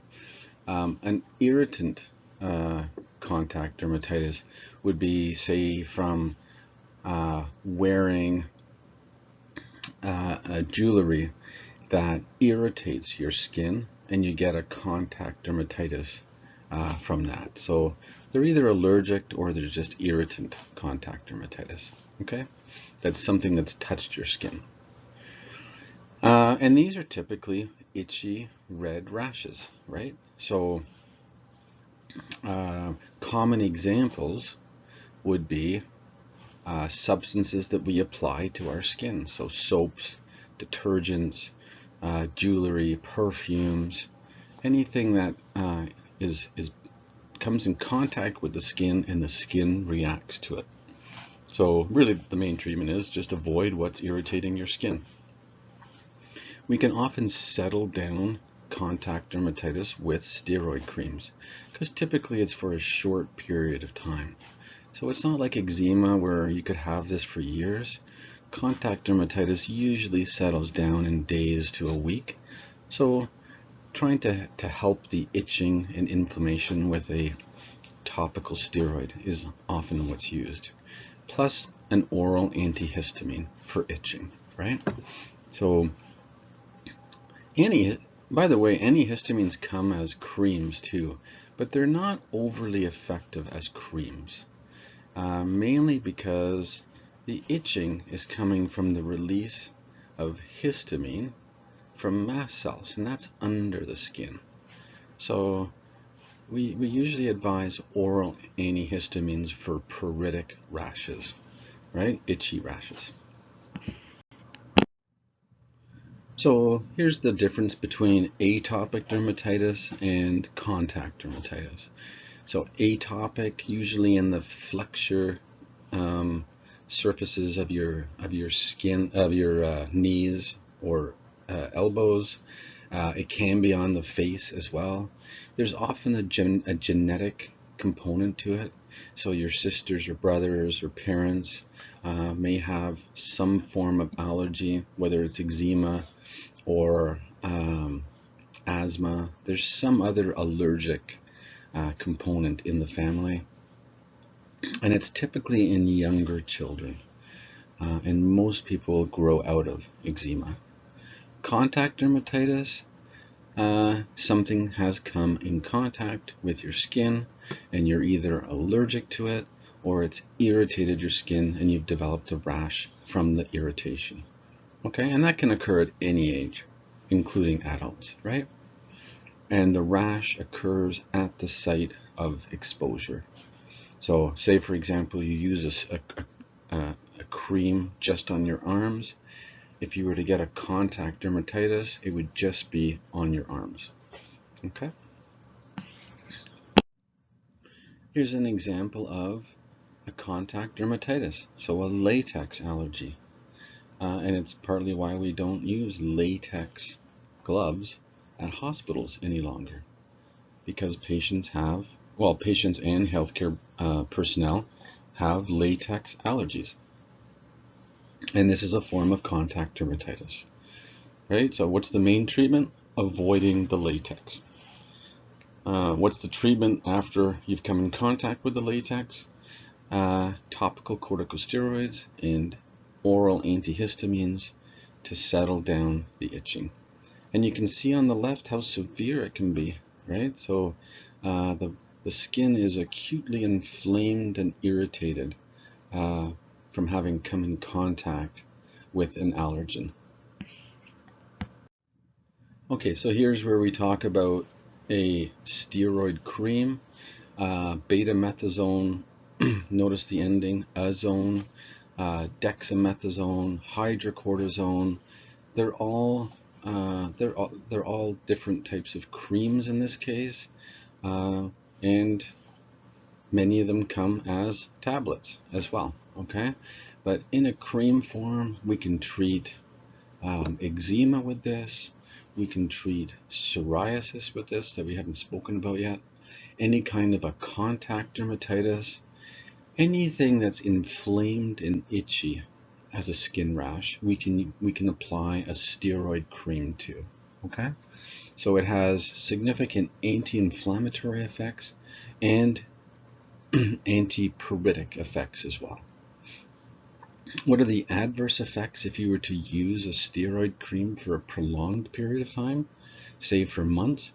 Well, you'd get atrophy, which is thinning, and bruising of the skin. Why? Because the skin is getting thinner and thinner and thinner, and the tissue is more sensitive, and blood vessels can break down. Okay. Continued use of steroid creams can also cause hypopigmentation, so loss of your normal pigment of the skin. And that is often permanent as well. So we're pretty careful with strong steroid creams that are used for prolonged periods of time. If steroid creams get absorbed systemically, say you're applying a high potency steroid cream for a prolonged period of time, it is possible to have systemic absorption, and then you will get potentially Cushing's type symptoms, right? So the hyperglycemia, the suppression of the hypothalamic pituitary axis, because the steroid is getting into the bloodstream and it's turning off the pituitary gland from secreting ACTH. So it's suppressing its own cortisol secretion from the adrenal gland. And potentially, if you're using a lot of high potency steroid cream, you would get all of the symptoms associated with Cushing's syndrome. But typically Cushing's syndrome, if we were to cause it, is from oral corticosteroids or IV corticosteroids. Okay. Now, sometimes we will combine a steroid cream with an antibiotic or an antifungal. And why would we do that? Well, if someone has a really inflamed infection on their skin, and it's very irritating to them, we'll use the antibiotic cream to settle down the infection, and we'll use the steroid cream that's mixed with it to settle down the inflammation and irritation. Okay, so sometimes they're mixed together, but for purely itchy skin conditions such as scabies, we would use a anti-scabicide medication. If they were still itching weeks later, could we give them a steroid cream to settle it down? Sure. Let's go to another example. For eczema or psoriasis or for contact dermatitis, we would just purely use the steroid cream. So here's an example of an oral steroid, an oral glucocorticoid, prednisone. We could easily use dexamethasone, another oral steroid, right? The mineralocorticoid, just ignore that for now. Fludrocortisone is really just a replacement for aldosterone. Okay, so if you have a skin condition that has a lot of inflammation and we just can't use a cream because there's too much of it, we could use an oral steroid. Okay, so inflammatory conditions of the skin and inflammatory conditions of other parts of the body, right? And we've mentioned that, say for eczema, for asthma, we use prednisone all the time. For settling down an acute flare-up of Crohn's disease, ulcerative colitis, rheumatoid arthritis, lupus, all kinds of conditions where we'll use prednisone to settle down the inflammation and suppress the immune system in many of these autoimmune diseases. So, say for example, someone falls into a bush of poison ivy or poison oak, and they're just covered head to toe in a blistering, itchy rash. Well, there's not enough cream that could be given to them to settle down all of this inflammation, so often we'll use prednisone. The adverse effects I'm not going to go into. Really important to know adverse effects of glucocorticoids because they're so commonly used. Okay, and I'm certain there's one slide either in this module or the one before that has all the adverse effects of oral and IV glucocorticoids. So prednisone is given orally, often with a meal because it's hard on the stomach. If you're diabetic or the patient is diabetic, we often need to monitor their sugars closely because the prednisone makes their sugars become very elevated, right? It's a stress hormone. It's releasing more and more glucose from the liver, and they often have a lot of difficulty controlling their glucose levels. Someone's on it for prolonged periods of time. Monitoring weight, very important. They get increased appetite, they eat more, and they retain fluid, so they gain weight. Monitoring blood pressure. Steroids, such as prednisone or dexamethasone, for prolonged periods of time, elevate blood pressure. Just like in Cushing's disease, excessive cortisol will elevate your blood pressure.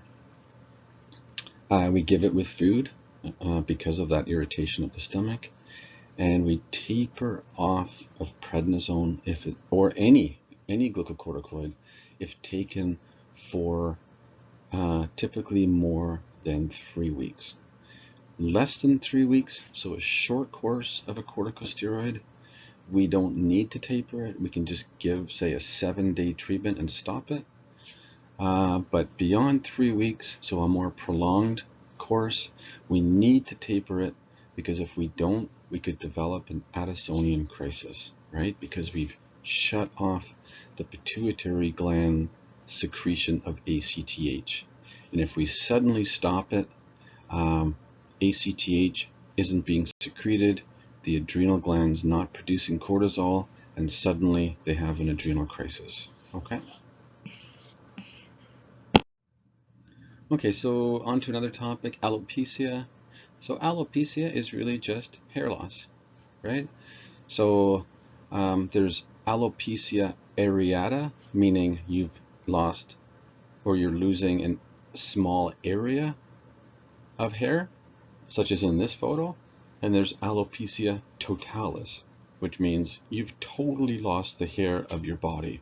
And that often involves the scalp, the eyebrows, body hair, pubic hair. You can lose all of your hair. in alopecia totalis. These are autoimmune disorders. Okay, so let's go on to the next slide and we can talk about it a bit more. Okay, so alopecia areata, so a patchy hair loss, totalis, all of your hair. Okay, what do patients need when they have alopecia totalis? Often they need to be fitted for a wig if they want to cover their head because it's complete hair loss. They're both considered an autoimmune disorder of the hair follicles. There is potential for some hair to regrow in months to years, so it doesn't necessarily mean that it's permanent. Sometimes it is. And what we do with alopecia areata, which is those circular losses of hair, is we inject steroids, so corticosteroid injections into the area to suppress the immune system, since it's an autoimmune disease, and allow the hair to potentially grow back. Okay. Sometimes we'll use oral corticosteroids, but again, it's all those side effects of having to take corticosteroids for months. Patients will develop some or many of those side effects of Cushing's syndrome. Minoxidil, we'll talk about it in a minute. That's been tried for alopecia, not very effective. We'll talk about that drug in an upcoming slide. So when we're talking about hair loss, male pattern hair loss is more common. What can be used for that?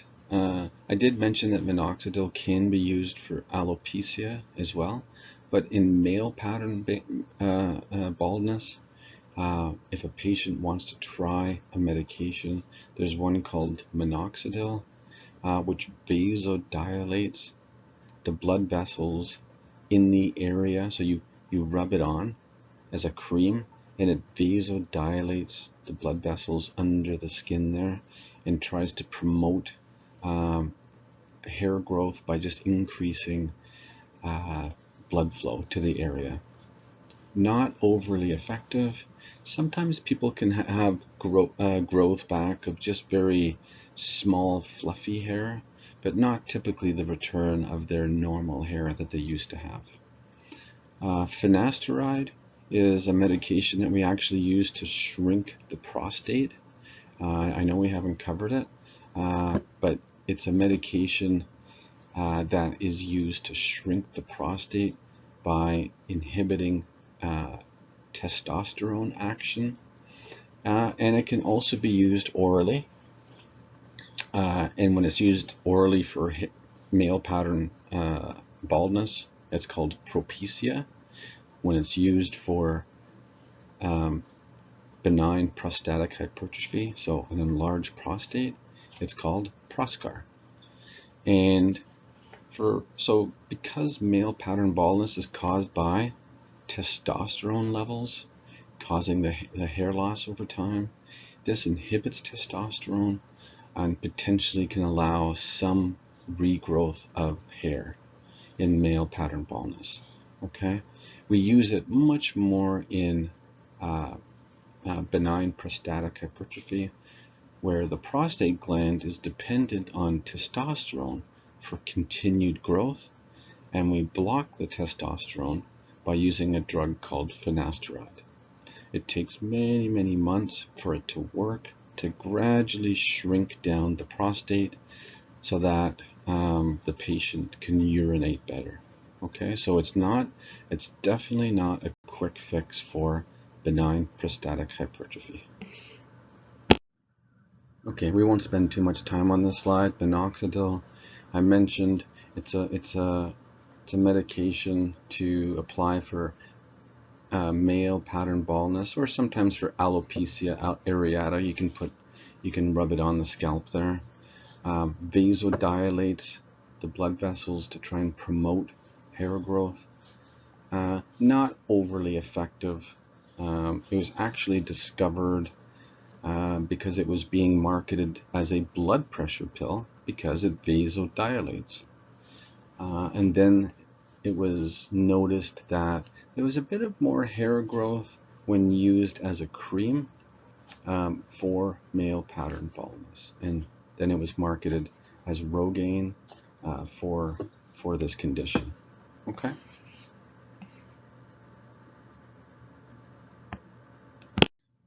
Okay, and here's finasteride, which, when used for male pattern baldness, Propecia. And how does it work? It reduces a form of testosterone in the hair follicles, and that in itself reduces the hair loss in male pattern baldness. Okay, so these are tablets. A much more common indication is finasteride for benign prostatic hypertrophy.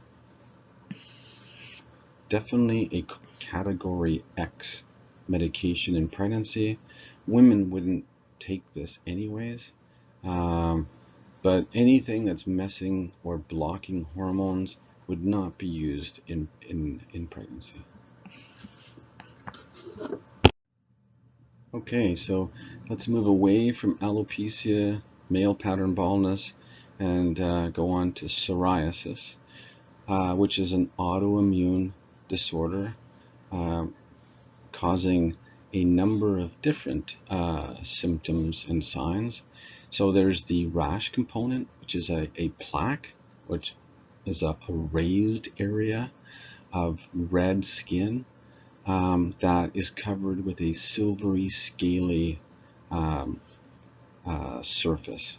Okay, so that's very classic for psoriasis. Okay, this raised plaque with a silvery scale on top of it, and it can be anywhere on the body. Along with that, you can have arthritis. So you can have swollen joints with psoriasis called psoriatic arthritis. You can have pitting of your nails. So the nails in this slide just shows basically nail destruction, which can happen, but often you just get these little pits as if someone's just put a pin into your nails and they're just all pitted. Okay, so that's very common in psoriasis as well. So the joint component, the skin component, which we see here, and the pitting of the nails as well. Okay, so let's talk a bit about psoriasis, and then we'll go to the pharmacotherapy. We're almost at the end of the module. We're on track for about 2 hours and 30 minutes. So a chronic inflammatory condition of the skin with a strong genetic component. It often runs through families. It's autoimmune in nature.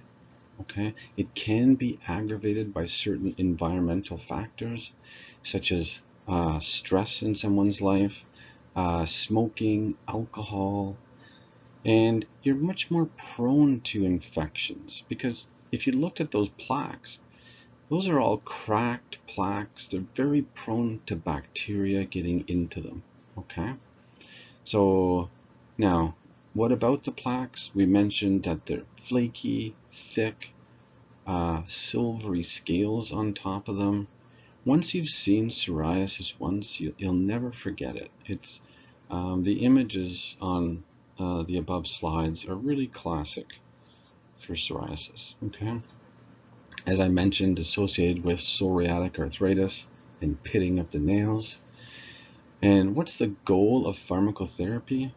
It's to reduce the erythema, the thick plaques and the scales, and just to improve the overall appearance of the patient's skin. Okay, because it's a condition that's not only irritating with these plaques all over your body, but it can be a bit demoralizing as well to be covered in these plaques.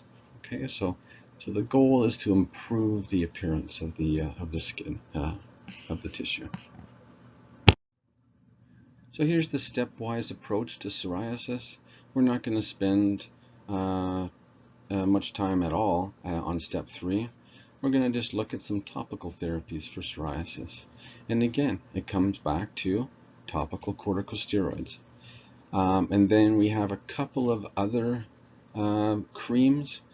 One is a vitamin D cream, and that one is calcipotriene, and the other one is a vitamin A cream that you will already have recognized from acne. This one has a slightly different name, sorry, but just to recall that we use vitamin A creams in acne, we also use them in psoriasis. And tirazoxime is used for psoriasis. Now, if those topical creams aren't effective, the next therapy is really ultraviolet light. And that's why psoriasis can be much improved in the summer. Phototherapy improves psoriasis plaques. So through winter months, patients can go to UV therapy parlors. They can receive UV light. In the summer months, psoriasis often improves just by the sunlight. And then if someone has severe psoriasis, where they're covered in these plaques, then they're going to likely receive immunosuppressant therapy, such as cyclosporin or methotrexate, to cut down the autoimmune response that's creating this condition. Okay, so let's look at some topical treatments for psoriasis. Corticosteroids are definitely used. Coal tar solutions. So we used to put on these messy applications of coal tar. They're very effective to control the plaques in psoriasis. Patients aren't big fans of them because it's very messy on clothing and stains clothes. We can inject them with corticosteroid injections to settle down the plaques. The salicylic acid we'll skip over. Remember, that was used more in treating of warts. It can be used here as well. Calcipotriene is a vitamin D analog that helps improve the plaques and reduces the size of the plaques in psoriasis. Tirazoxime is a vitamin A analog. So remember, vitamin A was also used in acne. It's effective in psoriasis as well. UV light therapy, very effective. And then finally, we have an oral medication such as methotrexate for severe psoriasis. So most of the time we get away with topical medications for psoriasis. Okay, this slide we've already done. This is just more of a reminder. We use steroids for psoriasis. We use steroids for eczema. And any itchy inflammatory condition, we can use steroid creams. Okay, so it's just put here just to remind you, oh, by the way, we use this for psoriasis as well. Okay, tirazoxime, vitamin A. Well, we know vitamin A is good for the skin.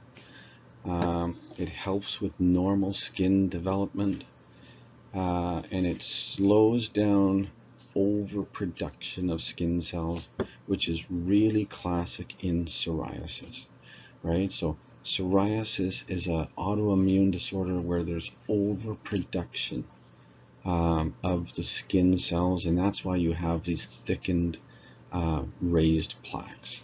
Okay, like any other vitamin A, dry skin is going to be the main side effect, and photosensitivity.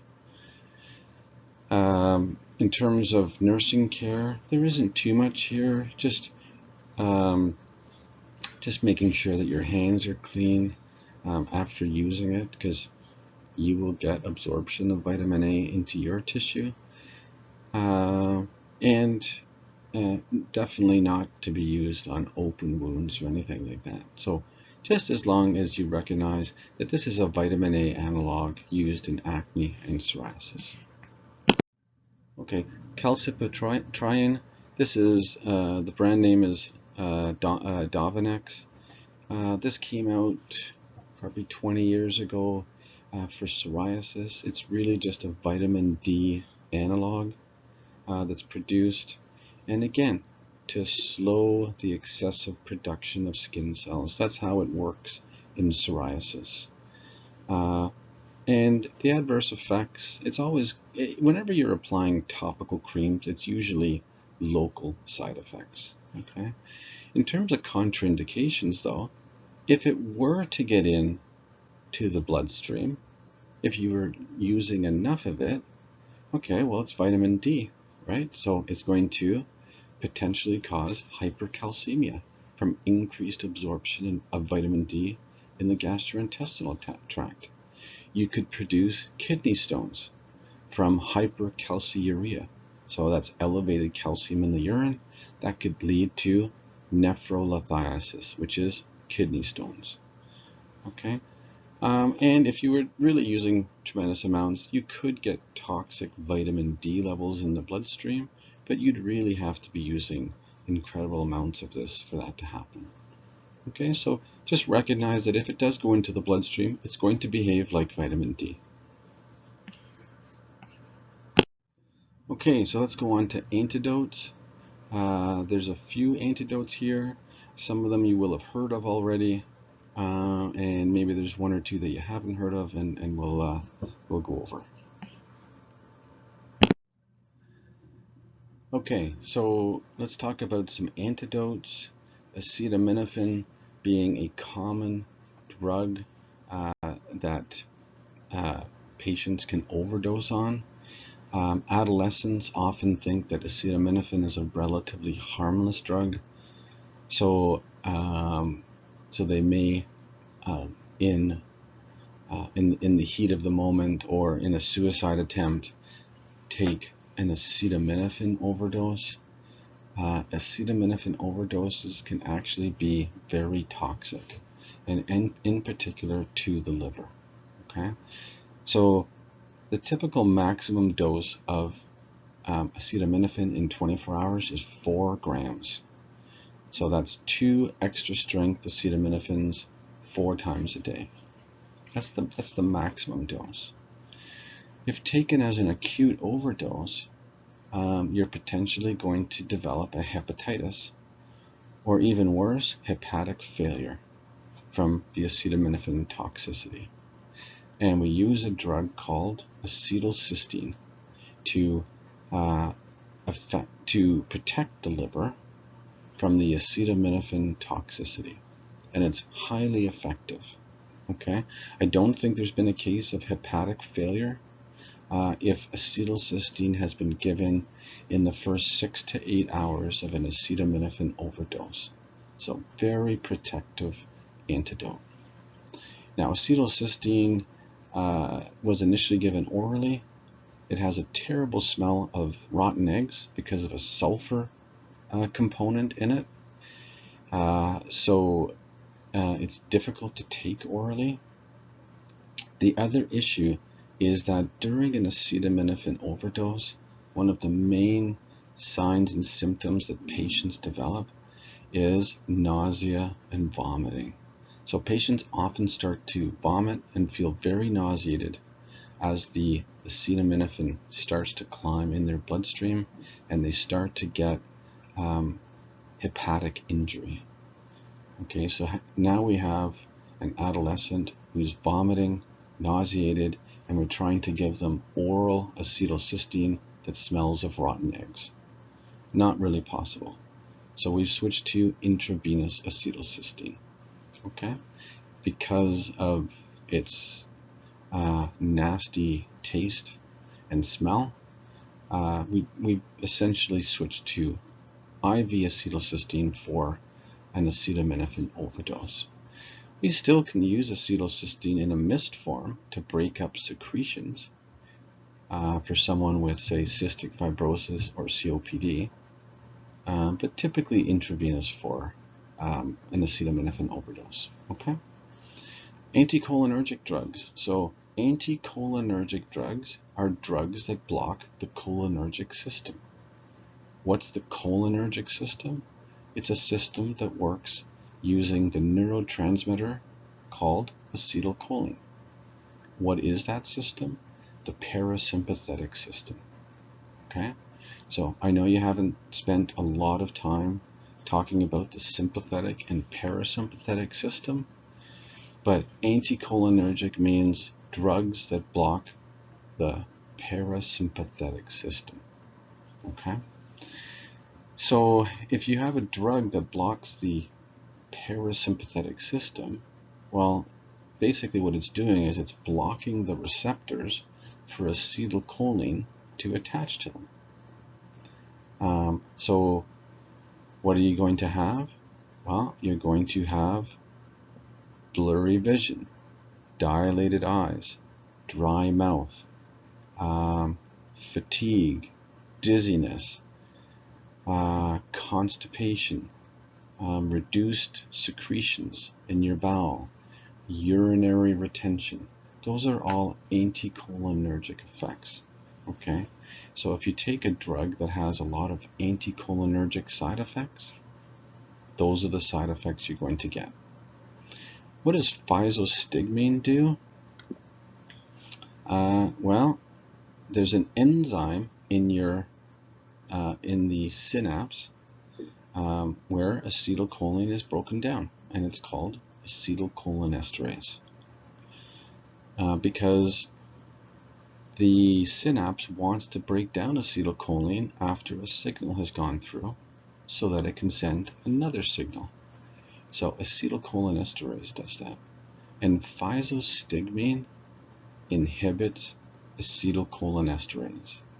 And in effect, what it does by doing that is increases acetylcholine levels, which can overcome the anticholinergic drug that's blocking its receptors.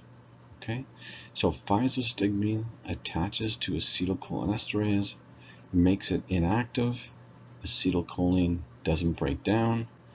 More acetylcholine in the in the synapse, and more acetylcholine to overcome the anticholinergic drug. Okay. Okay, so let's move on to another one. Any benzodiazepine. So diazepam, lorazepam, oxazepam, and on and on and on. There's many benzodiazepines. And when do we use flumazenil? When someone's taken an acute overdose of a benzodiazepine. Why do we want to use it? Well, if someone's taken an acute overdose of a benzodiazepine, they're going to be sedated. They're going to be breathing slowly. They're going to be potentially have a low blood pressure. And flumazenil is a competitive drug with the benzodiazepine. So it's actually going to block benzodiazepines from getting to their receptors in the GABA system. Okay, so when we inject flumazenil, it basically blocks benzodiazepines from attaching to their receptors and having their effects. Okay, and so for example, someone who's brought in with a benzodiazepine overdose, such as diazepam, they're very sedated, they're barely talking to us, they're not breathing well, their oxygen saturation might be 80% or 85%, and we need to reverse the benzodiazepine effects because of reduced respirations and poor oxygen saturations. So it's not because they're just a bit sedated or they're a bit groggy that we're going to use flumazenil. It's because it's now inhibiting their respiratory system and potentially their cardiovascular system with hypotension. Okay. Now, someone who is on benzodiazepines chronically, we would never give flumazenil because if we gave them a full reversal dose of flumazenil, we're going to reverse the benzodiazepines that their receptors have become accustomed to, and they're going to go into full-blown benzodiazepine withdrawal. And that typically results in seizures that are very difficult to control. So flumazenil is more for an acute benzodiazepine overdose with respiratory or cardiovascular compromise. Okay, opioids and naloxone. Well, naloxone is an opioid receptor blocker, right? So someone who comes in with an opioid overdose, such as morphine, heroin,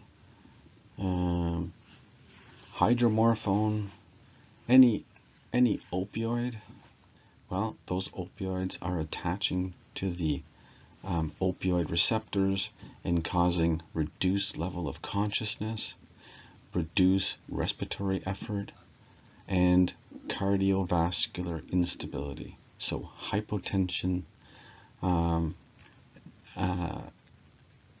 occur as well.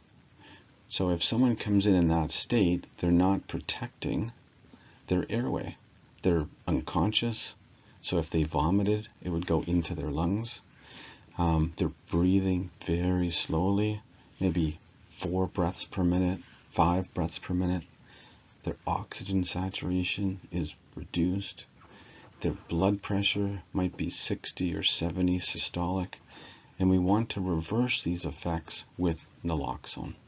Okay, we give an injection of naloxone, which blocks the opioids from getting to the receptors, and their level of consciousness improves, their blood pressure improves, and their respiratory effort improves.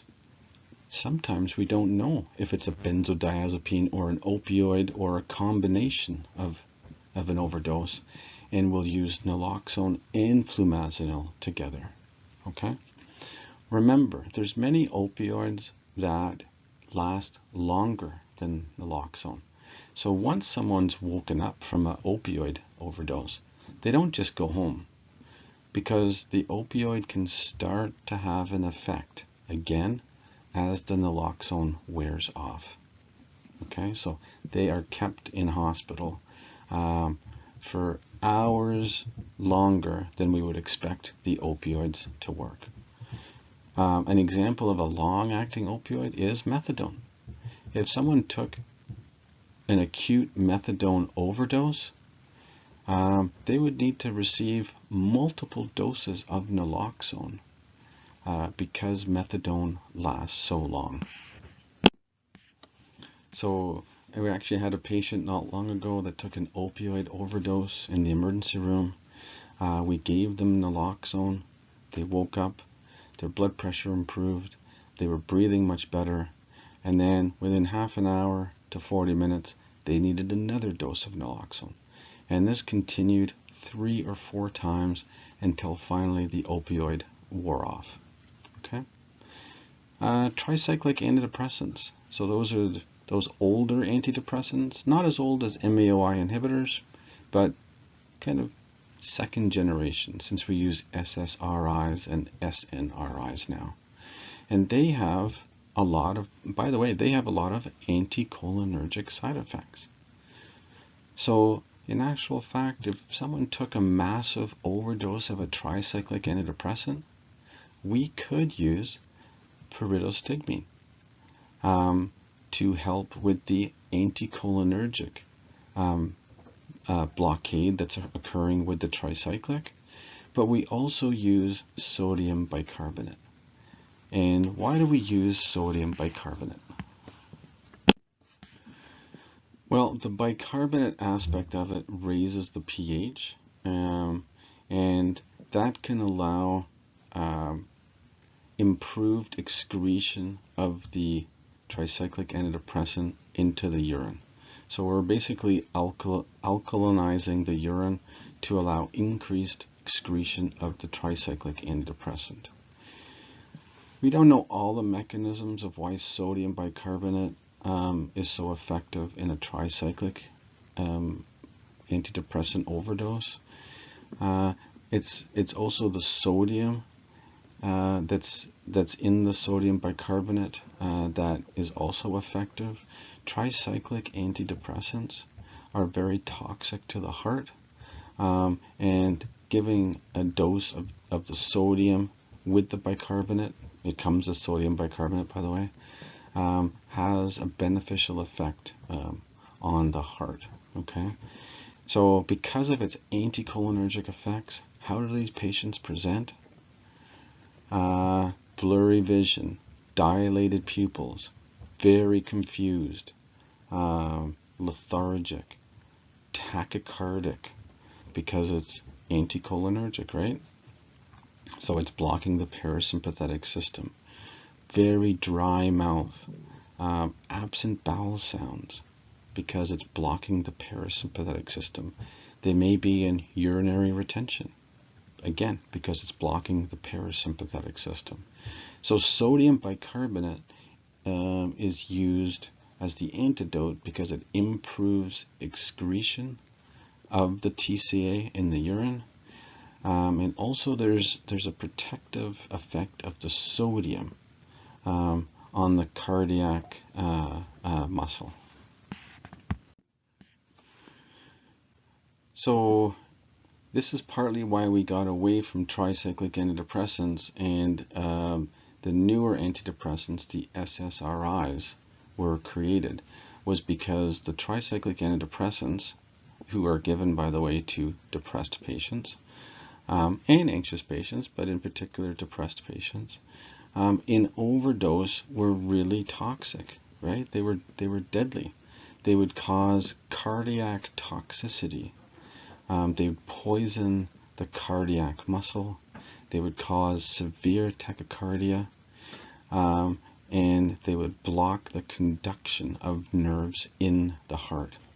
So administration of sodium had an effect that improved conduction in the heart, and the bicarbonate reversed the acidosis that was caused by an overdose of these drugs, and also improved excretion. Okay, so that's the end of this module. I went 10 minutes over. I apologize. Sorry.